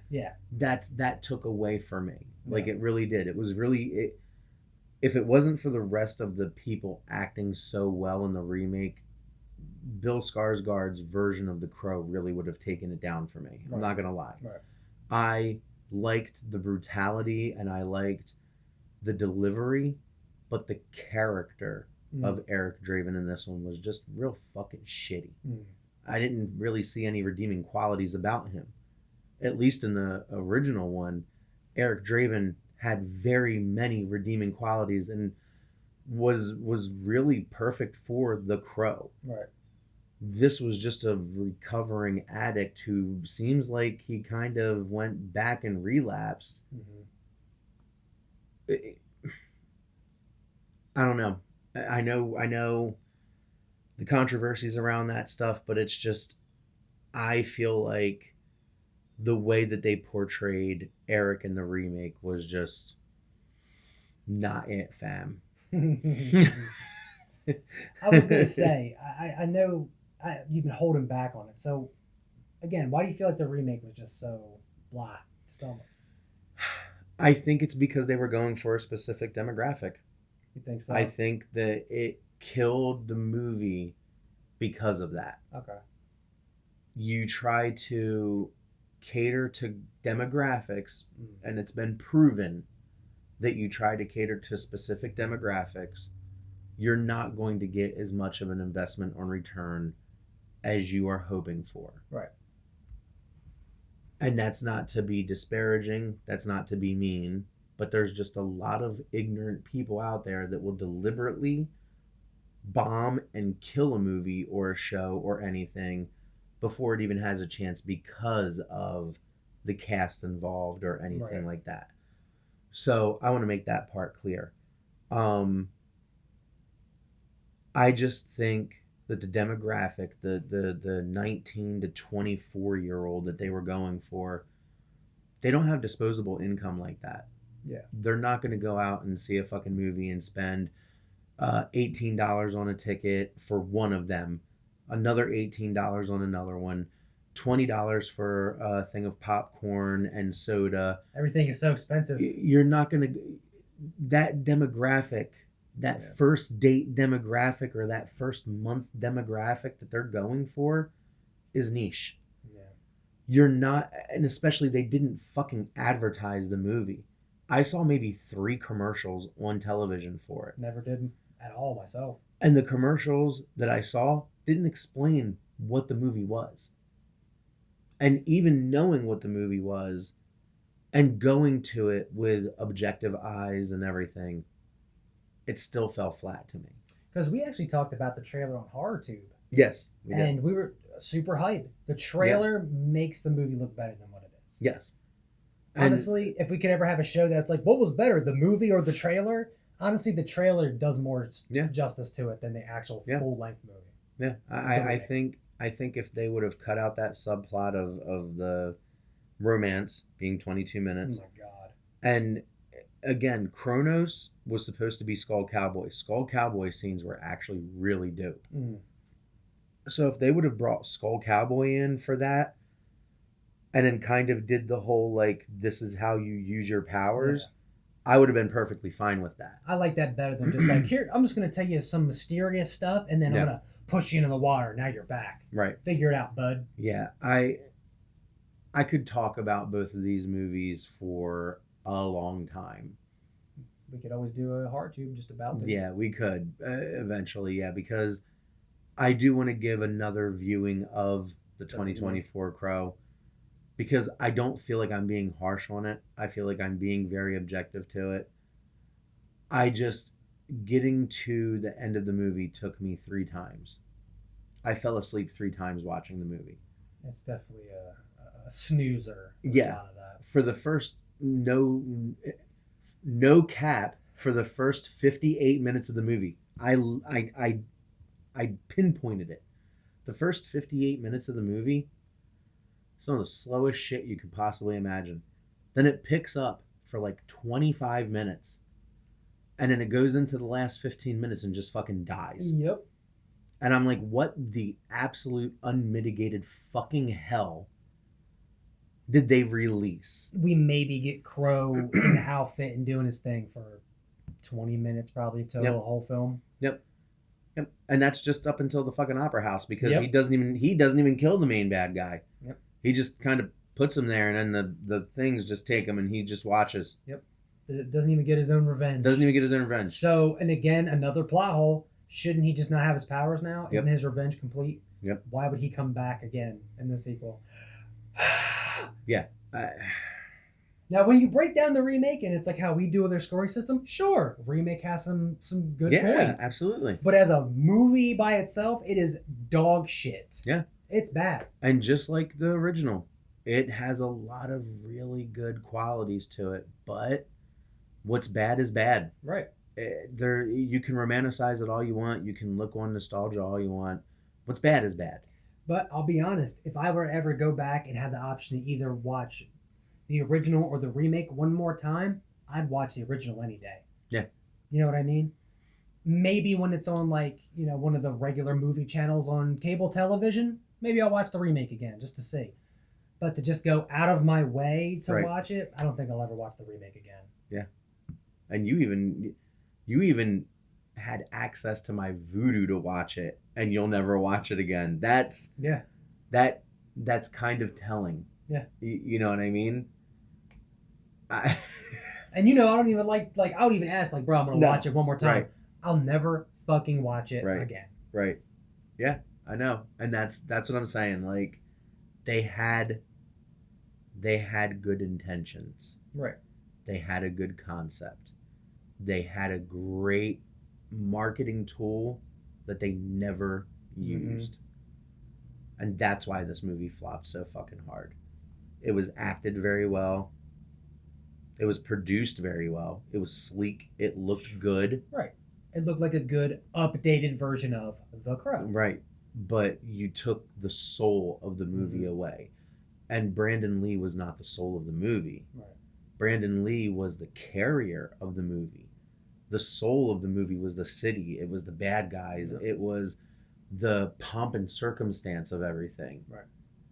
You took that away, and you literally just got left with a husk. You just got romance and kind of a cliche evil group to go against. That acts in the underbelly of the city. Yeah.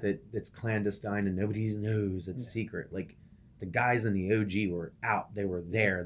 They took over the city. Like, it was more of a threat. It was more of a threat. Right.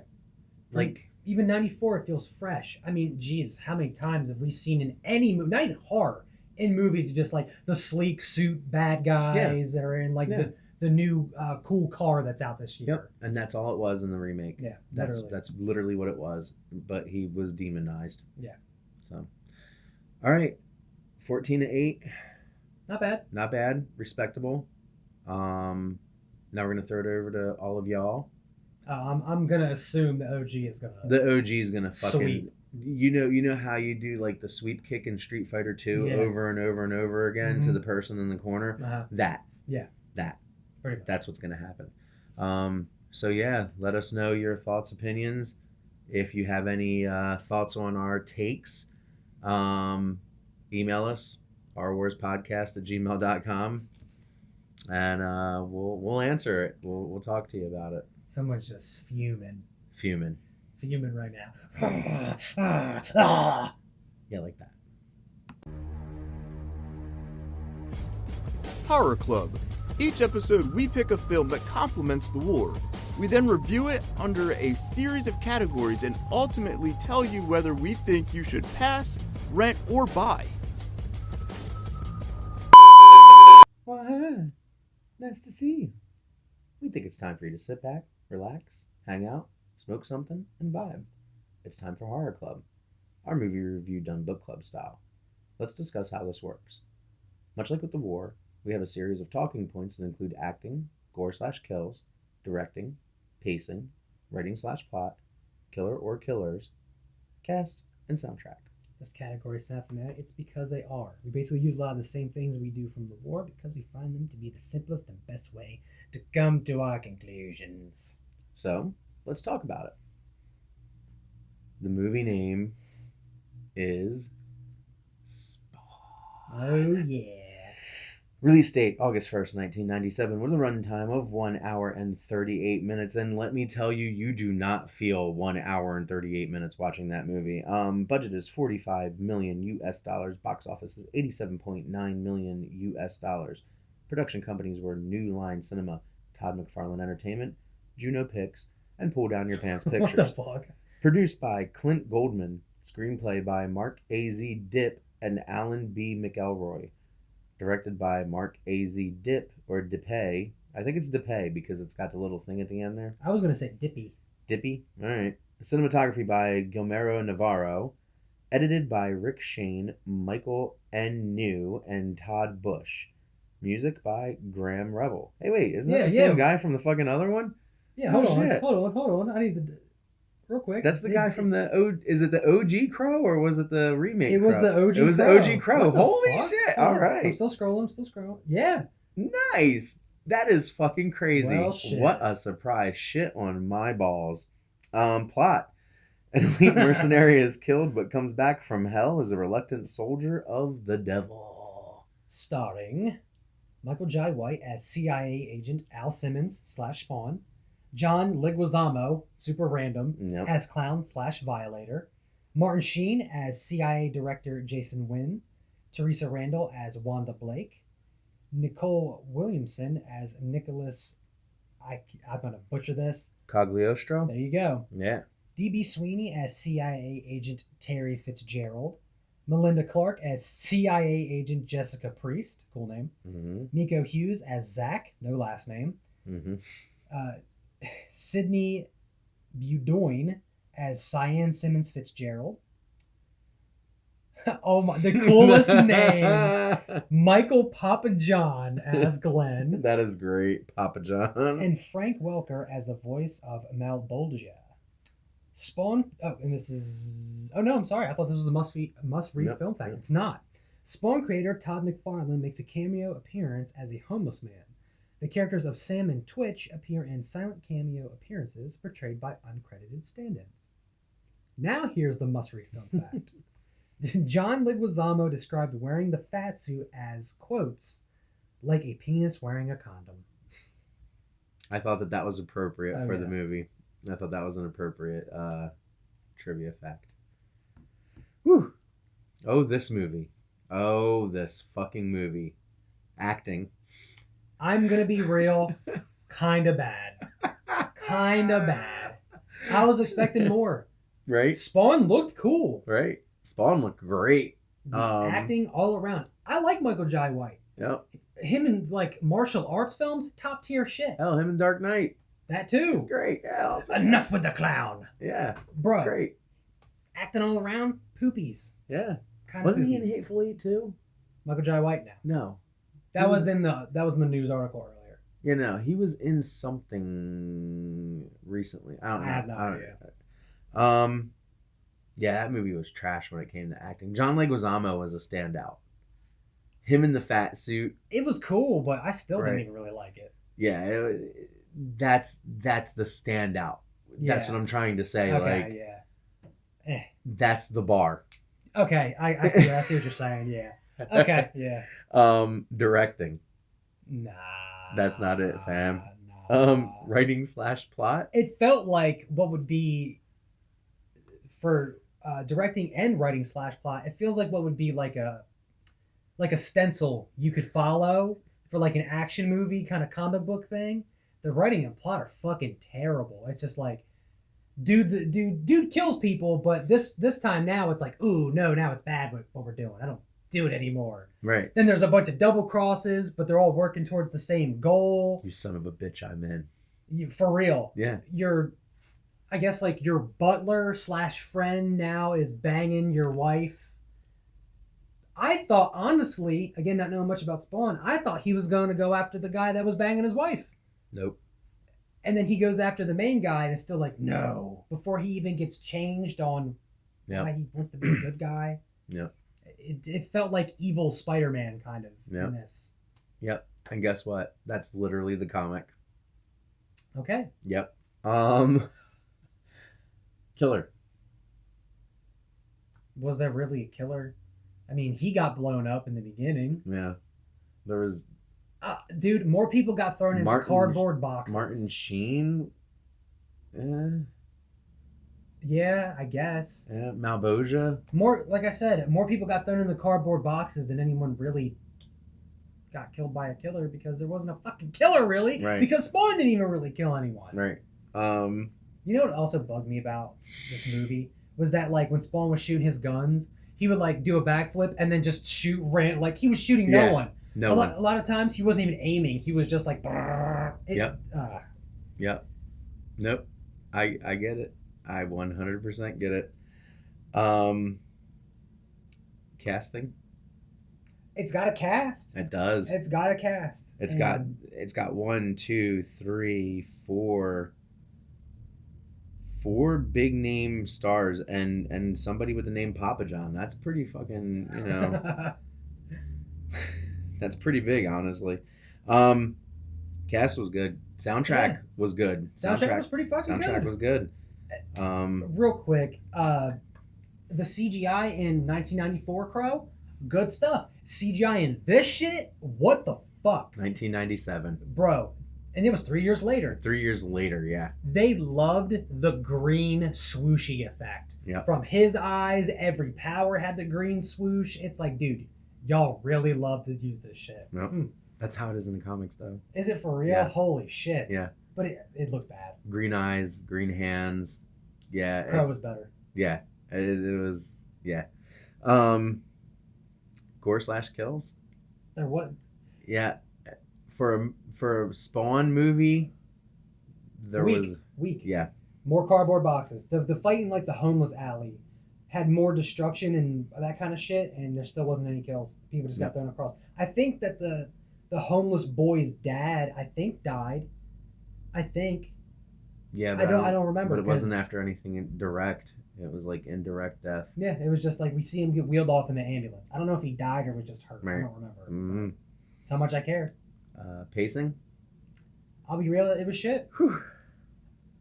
A good chunk is John Leguizamo just smacking fucking Spawn over and over, making dumb jokes. Yes. Everything, like his entire portion was about, I would say 30 minutes, was just cracking jokes. Yep. Here's what you gotta do. Ha ha ha. Now I'm gonna eat this pizza with maggots all over it. It's like, Yep. It just took forever. Like, at first I thought we were gonna get the progression of like Spawn not being more of like an anti like hero or whatever. Nope. He literally was about to turn, then he's like, I'm gonna beat this guy. And then then the other guy's like, no, you're a good guy. No, I'm not. Wait, I am. No, I'm not. No, you're a good guy. That's the fucking movie. No, it's the pacing's so bad. All of it's bad. I don't like this movie.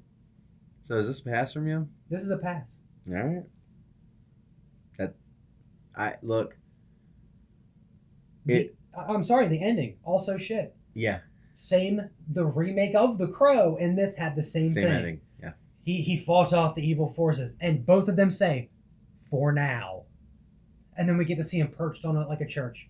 Yep. The CGI for his cape looked cool. Yep. I liked it when he turned his motorcycle into like the armored one. All that shit, awesome. Why the fuck didn't we get more of that? Because that's where all the budget went. Like literally. Yeah, like had the cape. to have. No, I'm being dead ass. That's where the budget went. Was the cape. So. It's a pass. It is. I agree. I when I was younger, I saw this movie in theaters. Didn't care for it then. I thought it had some cool effects to it. 97. Yeah. And I'm seeing it as it's happening. I was like, ooh, this is cool. But you go back and watch it 20 years later and ooh, this is bad. Because excuse me. Again, I think I seen it once earlier in my life. Right. But I remember, and this was back like mid-2000s. I was like, oh yeah, it looks fucking sick. Blah, blah, blah, blah, blah. Right. And again, rewatching it, it's like, ooh, man. What was I thinking? The CGI chains look like shit. It's got such bad CGI for Spawn, I would say it's comparable to like Piranha 3D. Yeah. Yeah. Just, Now, if you want a good Spawn adaptation to watch, get HBO Max and watch the Spawn animated series. Yeah. That is Spawn. That is 100% Spawn. Don't watch the movie. I think it's a pass as well. And if you want to see Spawn in a more recent game, Mortal Kombat 11, Spawn is DLC. Spawn is a DLC, yeah. Voiced by Keith David. Yeah, I think he's voiced by Keith David in the animated series I believe as well. so as well, yeah. So yeah, pass on Spawn, 100%. Pass. Yep, sorry Spawn. The List of Doom. Each episode, we pick a theme to go along with the rest of the show. It's a top 5 list of movies, characters, events, music, or anything in between. You just made the list! Oh no! Oh, here we go. And welcome to the List of Doom. Oh yeah. Woo! This is going to be a good list because even though it's top 5 stories of vengeance in media, all media, whatever you want to have it, it's a top 10. Oh yeah. Josh and I both did a top 10. There's too many. There's too many. I actually did a top 12. I have honorable mentions. Yep. I will say, when we do the actual 10, we're going to do them in the voice of Chills. We don't hate Chills. We just like to make fun of the voice. That's all. So, with my honorable mentions, Josh, you don't have any, correct? No. I would like to give a shout out to Old Boy and the John Wick franchise. Okay. Because John Wick is literally the ultimate story of revenge For 4 movies. For 4 movies about this damn dog. It's crazy Badass as fuck. that dog led to all of this, but badass as fuck. And Old Boy, if y'all don't know, short and simple, real quick about it, man that went to prison unjustly, got out, caused havoc, destroyed all the shit. Boom. We got to Now- do a Horror Wars on that. There's a remake with Josh Brolin. There is. Yeah, that's already yeah. yeah. That was gonna be one of the upcoming ones. All right. So this is going to be all over the place. Oh yeah. I don't think either of us are going to be able to predict what's coming next because this is just going to be fucking anarchy. Oh yeah. What is your number 10? So my number 10 actually comes from, and I think I only have one of them in here. Yeah, from one of my favorite anime franchises. Mm-hmm. It's from Tokyo Ghoul. Mm-hmm. It's Kaneki getting revenge on Jason, the guy who tortured him, Mm-hmm. and did his damage. And then Ayato, who he literally threatened him, I'm going to break half of the bones in your body, and does it, and counts out each one. Good stuff. Literally. What's your number 10? My number 10 is Princess Bride from 1987. Oh, My name well, is fuck, Inigo yeah. Montoya. You killed my father. Prepare to die. Wasn't That expecting that. whole movie is a revenge plot. Literally every single bit of that movie is a revenge plot. One of the most hilarious revenge plots, but a revenge plot. Still a nonetheless. revenge plot. What is your number 9? My number 9. A little bit of a cliche one. Okay. But it's Hugh Glass from The Revenant Okay. from 2015. Yep. I just recently got back into watching that a lot. I've been on my DiCaprio kick again. Mm-hmm. So The Revenant is literally a story of revenge. The murder Yeah. of his son and being abandoned by his friends. Yeah. 100%. My number 9 is I Spit on Your Grave from 2010. That's literally the whole movie. That's literally the whole movie. I mean, it is a very trigger warning, Oh, yeah. very long rape scene.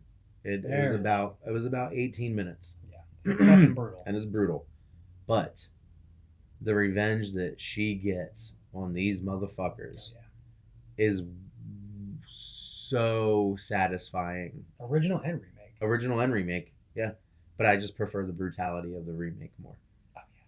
What is your number 8? My number 8 actually is a movie my dad, like me and him, just recently saw together, and he told me about it. It's actually Clyde Shelton from Law Abiding Citizen, Gerard Butler movie from 2009. Really? It's about a man whose family, his wife and daughter, are murdered, and the justice system, of course, is corrupt. And they let the murderers off with a life sentence, a murderer, excuse me. And the dude literally tortures this guy at the very beginning of the movie, and then goes after every person who let this guy basically walk free. Jesus Christ. It's brutal. And my dad just recently was just like, yeah, you guys ever talk about Law Abiding Citizen? I was like, what the fuck is that? Show me the trailer. We watched the shit. Fantastic movie. No? If you haven't seen it, I highly recommend it. Jamie Foxx is in it. Okay. Really, really good. I know what movie that is. Yeah. I know exactly what movie that is. It came out 2009. it came out close to the time of I think it was Traffic. No, not Traffic. Tom Cruise movie came out right around the same time of it. I have no idea. It was really good too. Like they were both kind of the same thing. My number 8 is Destiny 2 Forsaken from 2018. Shout out to Destiny fucking 2. What an ultimate story of revenge, though. It's a story of revenge. We traverse through every essential gang member that took out Cade, and then we take out the one that took him out. I mean, until he gets reborn. But still. Aldrin. Ironically enough, later renamed Crow. Exactly.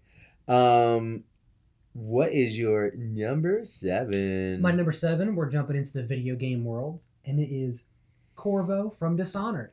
Very beginning of the game, he is essentially the queen's like right-hand man, also / lover / husband. Yeah. They have a daughter, a princess. Princess gets kidnapped, and his wife is killed right in front of him with him nothing to do.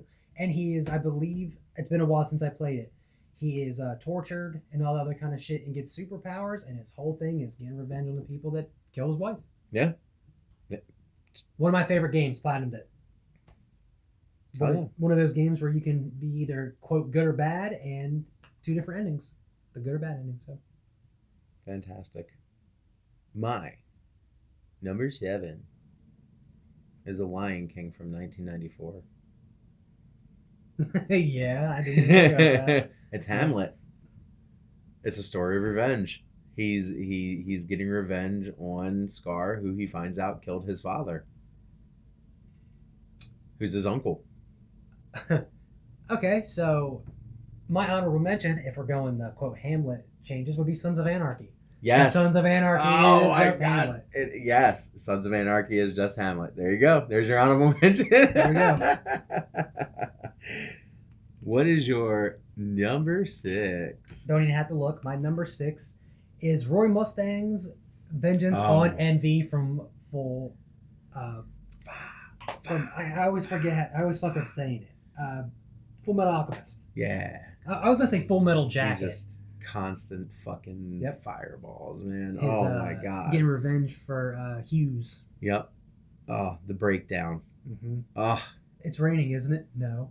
I believe it's raining. Teardrop. Oh my god. Ah. Fuck. All right. My number 6 is Cowboy Bebop from 1998. Bang. Oh, such a good anime. Yes. Yes. Oh. Yeah, man. It's not the whole anime. Yeah. Anytime you see Vicious, Jet Black even has his stories. Faye has her stories. Yep. Each of the characters kind of have a story of revenge that they're going after. Mm-hmm. But the main plot of revenge is Spike and Julia against Vicious. Yep. Okay. What is your... And now we're getting into the nitty-gritty here. Yep. What is your number 5? My number 5 is the Django from the Django Unchained. Okay. From 2012. An entire revenge plot. Freed slaves. Mm-hmm. He's going back to get his woman. Mm-hmm. Revenge all around. Nothing but lovely revenge. That's like the whole movie. Yeah, that's literally what it is. It's just the whole fucking movie is revenge. And it's pretty fucking brutal. Like, because Quentin Tarantino, right? Mm-hmm. Yeah.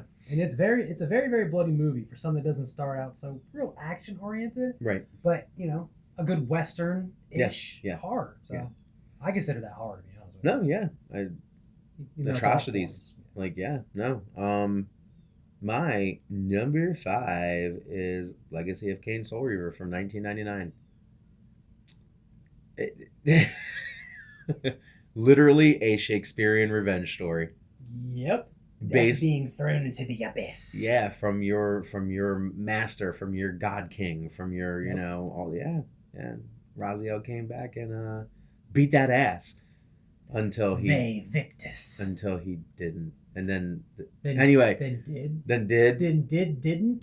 because he was in the next room. Yep. Anyway, so without spoiling anything for Soul Reaver and Soul Reaver 2. Now that we're getting the remaster. What is your number 4? My number 4 is The Bride from Kill Bill 2003. Hey. Kill Bill is such a good revenge plot. Hey. That spans 2 movies without feeling dry. Right. And those both volumes 1 and 2 feel like different movies. They do. So absolutely. Good. Absolutely. I like that. My number 4 is The Crow from 1994. Of course. The movie means a ton to me. But think about this. It's also right outside of my top 3. Mm-hmm. Yeah. Curse you, Deadpool and Wolverine. No. I mean, like, it's my number 4 here too. Like, yeah. So my top 3 are very interesting. I'm super excited. With that being said, this is it right here. Yeah. Top 3 time. And I'm going to say real quick, from 4 to 10, I kind of flipped them around, and I really wanted to get their spots. My top 3 were They're We're locked. locked in. They never changed. Okay. What is your number 3? Specifically, Arya Stark from Game of Thrones. Ooh. From season 1 to the final season. Yeah. She gets revenge Yep. for her brothers, her dad, all the people from the north. All of it. Everyone from Winterfell gets her revenge. Anybody that wanted smoke got smoked. Littlefinger, ha ha ha. Yep. Motherfucker. Yep. Oh no, that's good. That's real good. My number 3 is specifically Kill Bill Volume 1, Nice. but also Volume 2. I didn't like Volume 2 as much as I liked Volume 1. I agree. It was the Western part of the spaghetti Western for sure. Mm-hmm. Volume 2 had a lot of poignant scenes. Volume 1 had a lot of action, gritty, revenge scenes. One of my favorite things about the first Kill Bill is the opening of just fight in the house. Yeah. Awesome. It didn't feel like an overdone action scene, Nope. nothing. It was so strange. Yep. I love the change of like anime style for Yep. O-Ren stuff. Such an amazing movie. It feels like they put all of their eggs in Kill Bill 1 Mhm. and then was like, all right, well, we'll finish off Kill Bill 2. Yeah. We don't want to have a 4-hour movie, so we'll just save the conclusion. Yeah, for it was. that one. It didn't feel, and plus there was only 3 people that they went after in Mhm. Volume 2. It was just Michael Madsen's character, Daryl Hannah's character, and Bill. Yeah. And 2 of them died in the same spot. There Literally. wasn't any change. It was in the trailer. Yeah. So, Yeah. what's your number 2? My number 2 is in the video game world.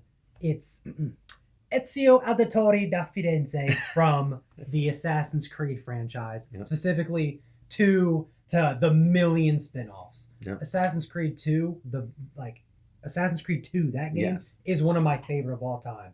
He's going for revenge for his brothers and his father. The main story of like how like the later generation of the assassins became a thing. I love Mm-hmm. Ezio as a character. He was in Soul Calibur. As he was. Amazing game. No, that's fucking wonderful. I agree with that. Number 2 for me is a trilogy, Okay. but it's a very neat package of a trilogy for a character that has lasted for 80 years, whose ultimate story is a story of vengeance. I think I know who you're going with. Who's that? Is that Batman? Oh yeah, it's fucking Batman. But in particular, Nightfall, Night Quest, and Night's End. Okay. The story of Bane wearing Batman down so much to the point where he breaks into his house, beats the fuck out of Alfred, I've and heard of breaks this. Batman's back. Yeah. Then Night's Quest leads to Bruce giving Jean-Paul Valley the mantle of Batman. Jean-Paul Valley is Azrael, who is like the chosen Mm-hmm. warrior for this saint cult, essentially. He looks really fucking cool. Looks really White fucking and cool. red. Yeah. Oh. Azrael, Jean-Paul Valley, went insane as Batman. Relied on tech, relied on a bunch of different things, had Bruce Wayne's money. While Bruce was going around the world re-getting himself together, Azrael was kind of making hell in Gotham City. Oh shit. Bruce comes back, reclaims the mantle of Batman by beating the fuck out of Azrael, and then gets his revenge on Bane. Nice. Perfect story, perfect trilogy, Huh. beginning, middle, end. Boom. And it lasted like 3 years. See, I would love to see that as a movie. Yeah. That's the kind of stuff I want as like live action. Yeah. Let me see that. And it's Okay. just a perfect story of the downfall to the revenge. And I know that there's a shit ton more that I could have put in place there, but for the purposes of the story of vengeance, the story of this right here is just perfect in my opinion. With that being said, whew, if that's perfect for me, what the hell is number 1? what is your number one? It's stating the obvious, but one of my favorite video game franchises, motherfucking Kratos from God of War. Kratos. Especially before the 2018 one with Atreus and the Norse mythology. That's not really revenge. Mm-hmm. I'm talking old school fucking Kratos from 1 to, I think Ascension was the last one before the... I know 3 is technically the end of the Kratos storyline, quotes, before Norse, but all the fucking side games. Kratos goes nuts. It's so intense. He destroys the entire Greek pantheon. Yes. And all of Greece. Yeah. And his story still goes on to this day. Still. What more iconic. But yeah, Kratos is my number one. All right. No, look, your top 10 has been a pretty fucking solid ass list, dude. Yours as well. I quite enjoy your top 10. My number one is my number one because of investment. Okay. My number one is Cody Rhodes versus Roman Reigns at WrestleMania 40 from this year. The story of revenge that Cody has on the WWE universe, or just the WWE, is one of the most prolific fucking real life stories that was woven into a storyline. This man left the company because he was like the bottom of the fucking barrel, the shits. Mm-hmm. Went out there, proved to them that he was worth every fucking thing that he thought he was worth. Even started up another fucking wrestling company to rival the WWE. Then went back and has just rode this wave, this wave of incredible fucking stardom that has honestly helped bring the WWE to this weird new stratosphere that they're in of being everywhere. What better form of fucking revenge? And then you win the fucking championship your father never got because the Rhodes family was never respected in the WWE. You did that. Your with your wherewithal made the WWE focus on you, made them write their main stories about you. Oh yeah. You beat their longest reigning modern champion. That's the best form of fucking revenge that I could think of, honestly. You right. Like, I know that I'm gonna probably get some shit for it, but hey, if someone who doesn't really watch wrestling, still, I understand. You're right. Because I knew about Cody's career super early. He was the one who wore the mask and handed out paper bags to people. Yeah, Dashing Cody Rhodes. Me and Cody, actually, when we were watching wrestling, we swore that Ted DiBiase Jr. was going to be the next fucking big thing. Yep. We didn't want to give Cody any credit, and I will say that to this day. I eat my fucking socks on that, dude. Because I was one of the ones that was like, yeah, he's not really going to do shit. And when he went out to the indies and started developing this character and doing this thing and getting everything together, bro, undesirable to undeniable. You can't. Like, yeah. Very nice. Very nice top 10. Thank you, sir. Very nice top 10 for you, sir. There was some curveballs in there that, Game of Thrones, I didn't even that wasn't even on my registry, dude. My top 3, I knew immediately when you sent me like what the top 5 was going to be. At that, I'm like, ooh, I'm going to have to search. Hey, well, it was good. And that was the list of doom. But I don't feel like smiling. Horrors of gaming. Each episode, we pick a theme to go along with the rest of the show. It can be a list dissection or a game that stands out for us to discuss.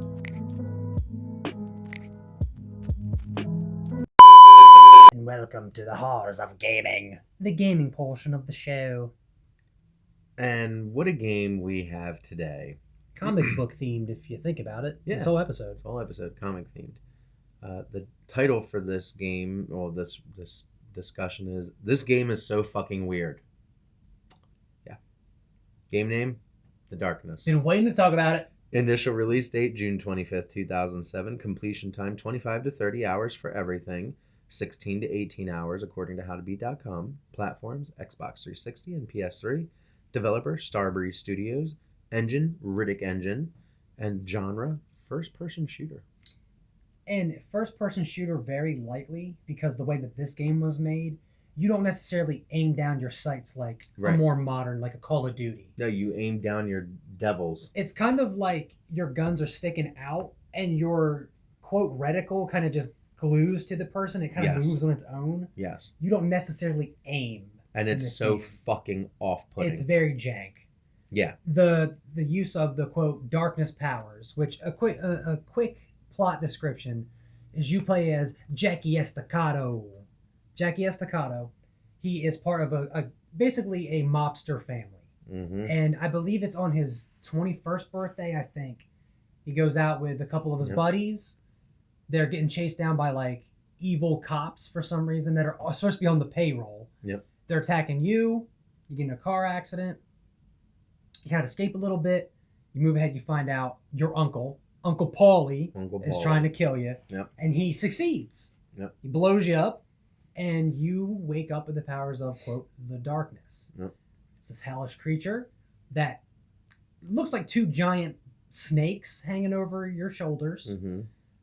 voiced by a man, I believe his name is Mike Patton. He is a vocalist for many metal bands, all this Including screaming stuff. Dillinger Escape Plan and a couple Yep. other ones, yeah. Voices the darkness. Yep. It's a game that is all on revenge. You're getting revenge on your Uncle Paulie. And spoilers for an old game. Faith No More. He was also the singer. Sorry, go I ahead. believe so. Yeah. Spoilers for this game. About a couple hours in, your girlfriend is killed right in front of you. Yep. And the darkness is so evil, they basically grab Jackie up and make him watch this happen. Mm-hmm. And when after he sees his girlfriend get murdered, Jenny, they both grew up in an orphanage together. Mm-hmm. She gets murdered. Jackie turns around and puts a gun in his mouth, pulls the trigger. Yep. And he gets sent to basically hell where the darkness resides, which is World War I mixed with the Four Horsemen of the Apocalypse. Yep. And it's a fever dream. It is a fever dream. It starts out as what you would think of like a regular mobster game, but then when the darkness is involved, it's a brutal fucking game. Yeah. Because you got to eat hearts and shit, and you got to do a bunch of stuff like... And I love the fact that I know the game is called The Darkness, and so are your powers, but if you're standing in the light, you can't bring out the like snake demon things. Mhm. There's little like minion dudes you can summon. Yep. It's great. The storytelling, it's a little cliched revenge plot, but it's kind of cool. You don't really see many mobster kind of situations in like a horror aspect. Right. So it's pretty cool. You get to see this hellish zone when you die, because you die a couple times, quotes, to go to hell and basically take over the darkness. Yeah. It sounds confusing, but you're really just a mobster that gets betrayed by your family. Yeah. Like, when you really boil it down, you're a mobster that gets betrayed by your family. I appreciate the level of detail that this game has for being a PS3 game, because I'm not going to lie, I fucked around in the subway system for about a good 40 minutes, maybe an hour. Yeah. Just like looking at the posters on the walls, calling the different phone numbers, doing a bunch of different things, like finding areas where vagrants are at, and they're like, "Get off my area!" And they're like, "Why do you like it in here? It smells like piss." The one dude over at the cathedral, and when you first get the powers, oh Jesus Christ, what a fucking effect that has on my vertigo. Because if you're not maneuvering the sticks correctly, you go on the walls and everything.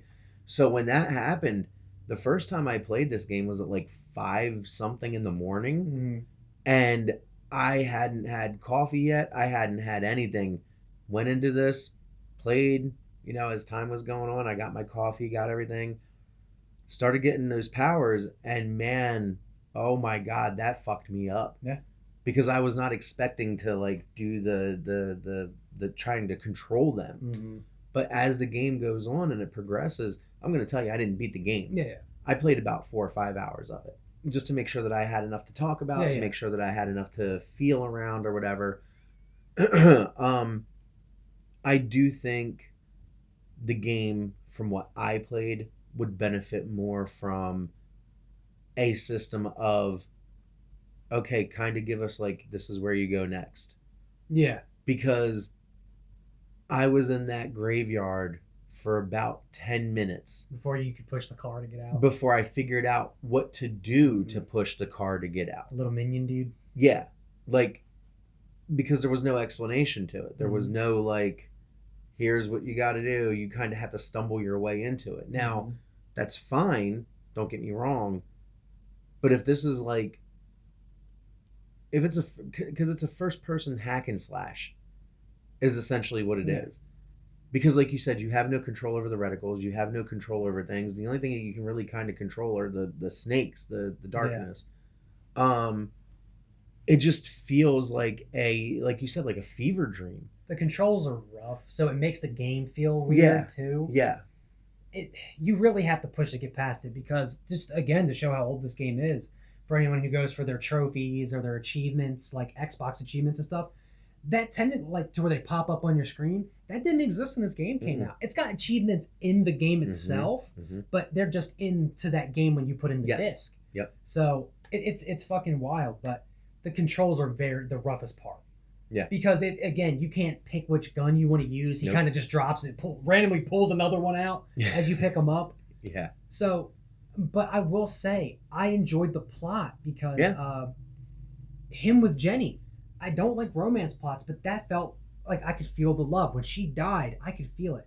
Spoiler for the ending, the very, very end of it, it's a cutscene of Jackie laying on a park bench with his head on Jenny's lap.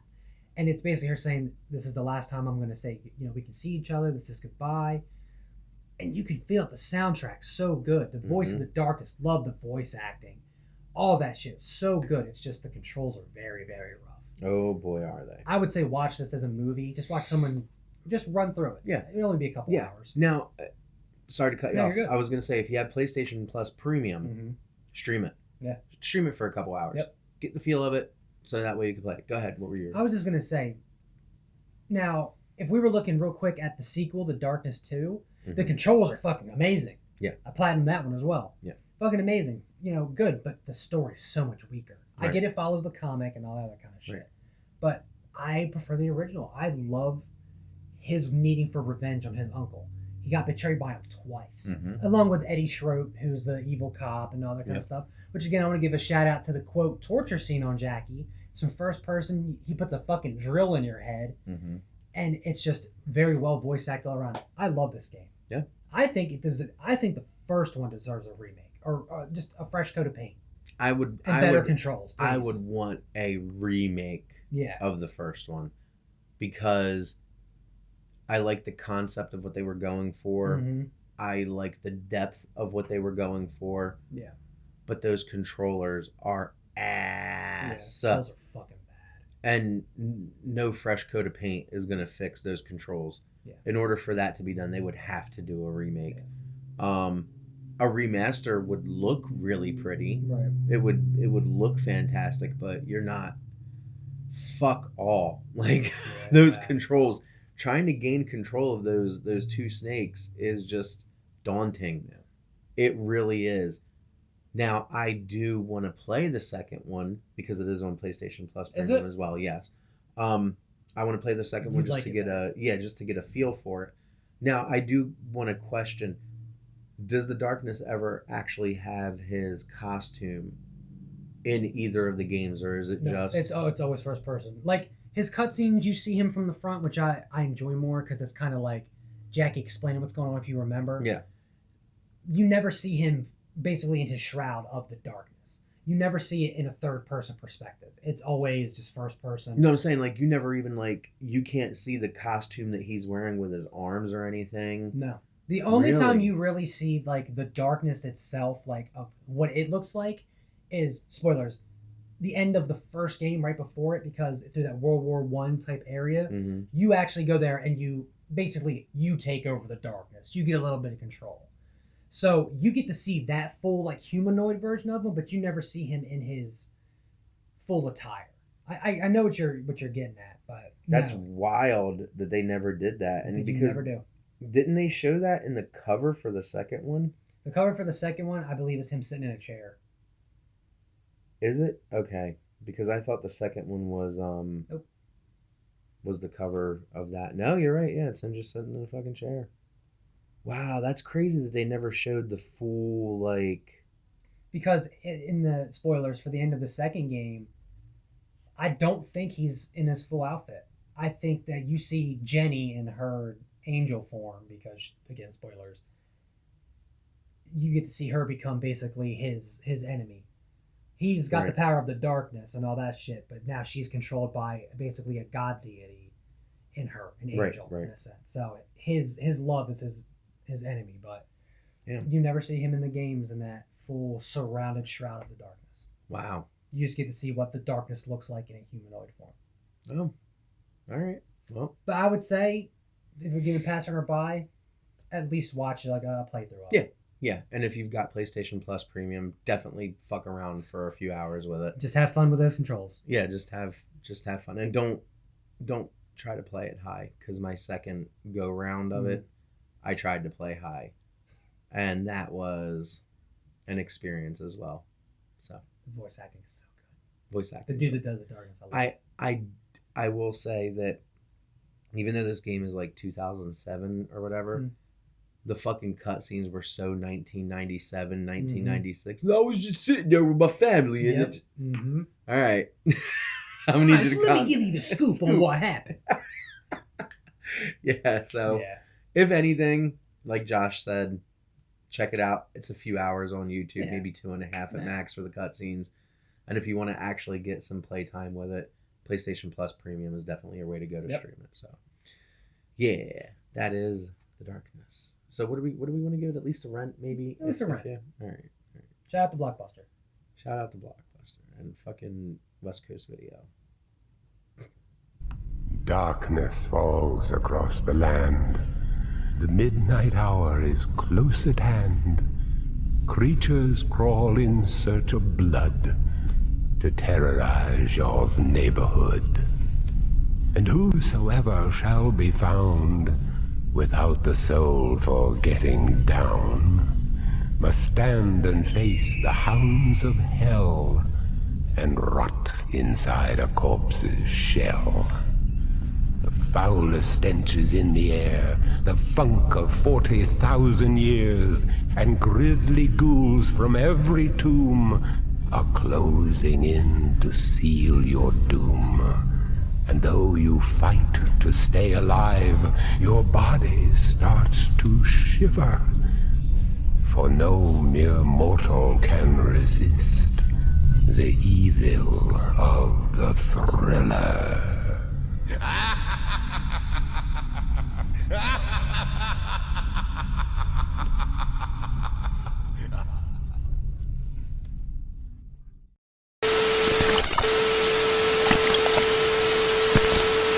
This is the end. The end, my friend. The end. This is the ending portion of our show. There you go. Throwback. Yeah, this is the end. What a ride we went on today. Some pretty hot takes today. Yeah, it was. I know that I didn't kind of like lose it on the remake like you wanted, or not necessarily that you wanted to, but maybe that you was expecting me to. Oh, yeah. Yes. I did find some redeeming qualities about the remake. Yeah. It wasn't, like I said, if I would have went into that movie not knowing what I knew, my take on it probably would have been night and day. Yeah. I probably would have been shitting all over it just like everybody else. But knowing what I knew going into it, it stood up. It stood up a little bit. It had 8 fucking points. Of course it had it had some standing, you know. So how did you feel about everything today? Do you feel like you got your kind of feelings out on the movie? Do you have anything else that you'd like to say about any of them? No, not really. It's just, for me, like, while I did enjoy the Crow original as more than the remake, to me it falls into that category I had American Psycho in, where I think it's good, but the hype I don't understand. For Right. me personally. Right. So that's why for me I was just kind of like, hey, I'm gonna let everyone know I don't know shit about these movies. This is the direction my opinions are coming from. Yeah. So for me, I never really had like any kind of connection with The Crow like that. So to me, the original way better than the remake, but both I feel like I got my points on why for either one, but Yeah. the OG is definitely more tolerable to me than the fucking remake. Yeah. I can agree on a lot of different levels, and I think that's also because, like I said earlier, we're not the target demographic for it. Yeah. They knew what demographic they wanted, but they just didn't appeal to that demographic, which Right. is fucking stupid. Right. But again, disposable income of that demographic, super tiny, you know. Well, on the other side of the questions for The Crow, I've always wanted to know, if you want to go into a story, if you will. You say that The Crow is in your top 4? It's your top Three. 4. Top Top 3. three. Top 3. Okay. What makes this movie so special? If you don't want to go into super detail, just, I've always been curious. Why is it so loved by you? For those that know, and I'm going to get into a little bit of detail here. I've never shied away from things. I've had a very tumultuous life. I've not had things handed to me. I've not had anything like that. I was witness to a lot of abuse when I was growing up. I wanted to commit suicide at a very young age. 9, 10 years old. This movie, even though it's about death and it's about all of that, it does have the feeling of purpose. Mm. It gives you hope. It makes you feel like not everything is down and depressing. Mm. Now, my 10-year-old brain took that in a different light, Right. obviously. Mm. As I think about it more today at 40, yeah, I can understand why I was so drawn to that movie Mm. when I was younger. Because I was dealing with family members going through drug death, going through suicide, going through murder at a very young age. Mm. So everything really spoke to me when the movie came out, and it's held a very special place in my heart for a very long time, which is why it was number 2 for such a long time. And yeah, I don't foresee it leaving the top 3 because of that. Yeah. Deadpool and Wolverine made it to number 2 because of what that character and that story has been with me since I was like 8, 7, 8. Same thing with The Crow. I've been a fan of that for a very long time as well. Right. So that's where my love of the movie comes, because at a very young age, it was one of the first things that really continued to give me hope. Yeah. You know? Yeah. Yeah, so. That's cool. See, I never knew that. Yeah. And that's why going into this, when I was, going to have my opinions on it, I didn't want you to think I was just like, haha, fuck one of your favorite movies ever. No. But I can appreciate that. I'm glad it helped you through all that kind of shit, man. That's awesome. Yep. That's a great thing about movies and video games and stuff. So it helps a lot of people cope with a lot of shit. And especially depending on when they hit you, Mm-hmm. it can help you in different parts of your life. I agree. You know? And a lot of people want to take a shit on entertainment or say that there's no value to things out there. No, there clearly is value to things out there. It might not be for everybody, but there's value to things out there. Yeah. You know, YouTube fucking poop videos were valuable to us as Oh teenagers. my God, throwback. You know? So yeah, there's my Crow story. Yeah. Then we had Spawn. Oh my God. Yeah, I don't. Definitely one of the weaker comic book movies we have ever had. Yeah. Because Jesus, it was fucking bad. It was probably one of the weaker horror clubs we've ever had, to be honest with you. I agree. And it's funny too, because that movie, it feels like once you get like half hour in, it feels like it restarts. Yeah. Because it's like, how many times did we have to see Spawn be like, I'm going after him. No, I'm not. I'm going after him. No, I'm not. Like, Yeah. come on, dude. Yeah. It's just bad. The only cool part was when he had his cape and could like transform stuff with his powers. Yep. That's it. Even John Leguizamo couldn't save that fucking movie. Yep. And then we had, fortunately, the darkness to go into after that. Whoop. not my 100% cup of tea because of vertigo, Right. you know, all that type of shit. But I gave it the old college try. I played this one. Yeah. You know, there's a couple of them where I intended to play but never got around to playing. Yeah. But this one I actually like. Yeah. You know, I put the effort in for it. So, because I was like you, I was really amped about this fucking episode. Mm. I've been amped about it for a few weeks now, but life has gotten in the way. Yeah. And, you know, Life happens. that I kind of wanted to touch on that a little bit before we were done Oh, today. yeah. You know, our last episode was in August, and at the end of August, September really kind of fucked us over, like with different things going on. So that's realistically what happened with September. As you can see, we're back here at the beginning of October now. Sheesh.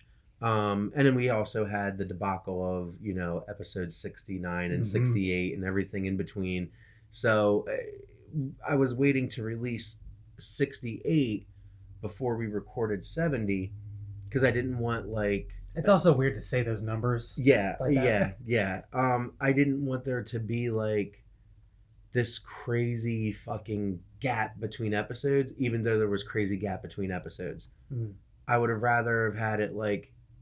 I would have preferred to release the episode like last week, but there was just so fucking much going on. And then with you going with your stuff and everything, like, it's just been a lot. Right. So we've had a lot going on. Things have happened, but here we are. We are presenting episode 70 finally. It's always episode crazy. 70. Yeah. 70. I've been thinking about that too. Like, damn, Pretty big man. number. It is a pretty big number, especially considering like most podcasts don't last to episode 50. Mm. And also, we've been doing it every other week. Mm-hmm. So if we didn't do it every other week, we'd be at like episode 140 by now. Yeah. We really would be. It would. And we would have been into our new format. Mm-hmm. We would have, because there would have been anything else to Yep. fucking do. Yep. So I'm glad that we're doing every other week or once every other 3 weeks or Yeah. whatever. And that's why when you say like, hey, I have to, you know, be out, or if I say, hey, I have to be out, like you said, I don't get pissed at that because it Oh, man. I won't Sorry. say it prolongs things, but it still helps us to go through Yeah. OGs and remakes and still do Right. this a little bit longer. So yeah, other than that, I think it was a killer fucking episode. Same. And I would say, besides, after Geek Fest is usually when we take our actual planned like break. Mm-hmm. We usually do. So that's coming up soon, but you still have us for October. Mm-hmm. But yeah, this episode, man, I had been fucking waiting. When you sent me the photos of the crows and all that, I was like, yeah, stacked ass episode. Yeah, it is. I've been so hyped Yeah. to fucking talk about this. Yeah. And just to hear your stuff about the crow and everything, it's been top tier. And our list of doom was fucking epic this week. Our first top 10, I believe. Of Like the legit. lists. Yeah. Like we've had where both of us have had honorable mentions that Yeah. have been 10 through 6. Right. But we never said that it was top 10. Like Mhm. we both knew that we were coming into this with 10 Yep. today. So yeah. I think the only time we've ever had a planned top 10 is when we did our top 10 movies of all time on HorrorTube. Yeah, probably. That was about it. Yep. Other than that, we didn't say what we were going to be doing for HorrorTube coming up. Let's do our recasts. Recast. We'll do recast. What, the Scream and Saw recast? Yep. All right, we'll do Scream and Saw recast. It's spooky season. Yep. Hell yeah. And on that episode, we'll reveal what episode 71 of Horror Club, Jesus fucking Christ, Horror Wars is going to be. Oh, yeah. Because we have a pretty interesting fucking episode of Horror Wars coming for the next one. I can't wait. Tune into HorrorTube. 71 is going to be a fucking mess. The theme will not fit. There is no theme. No, the theme But there's is, a theme. The theme is vampires. That's what we'll give. Yeah. The theme is vampires. But Other than that, nope. Jesus fucking Christ, may Lord have mercy. You'll probably guess none of those. For whoever's listening. Try and guess. Try and guess. Just Try and think. guess. Try and guess, yeah. With that being said, sir, With that being said, we'll see you in 2 and 2. Shout out to motherfucking Chuck Woolery. shout outs to Chuck Woolery, baby. Yeah. I'm Rob. I'm Josh. This has been Horror Wars. Bye. Bye. Thank you for listening. Again, my name is Lamont, and I appreciate you sticking around for this ending message. You can find me at Vilcado on Instagram. Also, be sure to follow Horror Wars on all social media platforms, including TikTok, YouTube, Instagram, Facebook, Reddit, and everywhere in between. If you want to leave a horror question, comment, or say something about the show, please drop us an email at horrorwarspodcast@gmail.com. See you next time, and remember, keep it classy with a dash of slashy. We'll do it in 2 and 2. Be right back. Hello. Hello, it is I as well. I'm also here. Me too. I am here. And I'm here as well. We're both here. All 5 of us are here.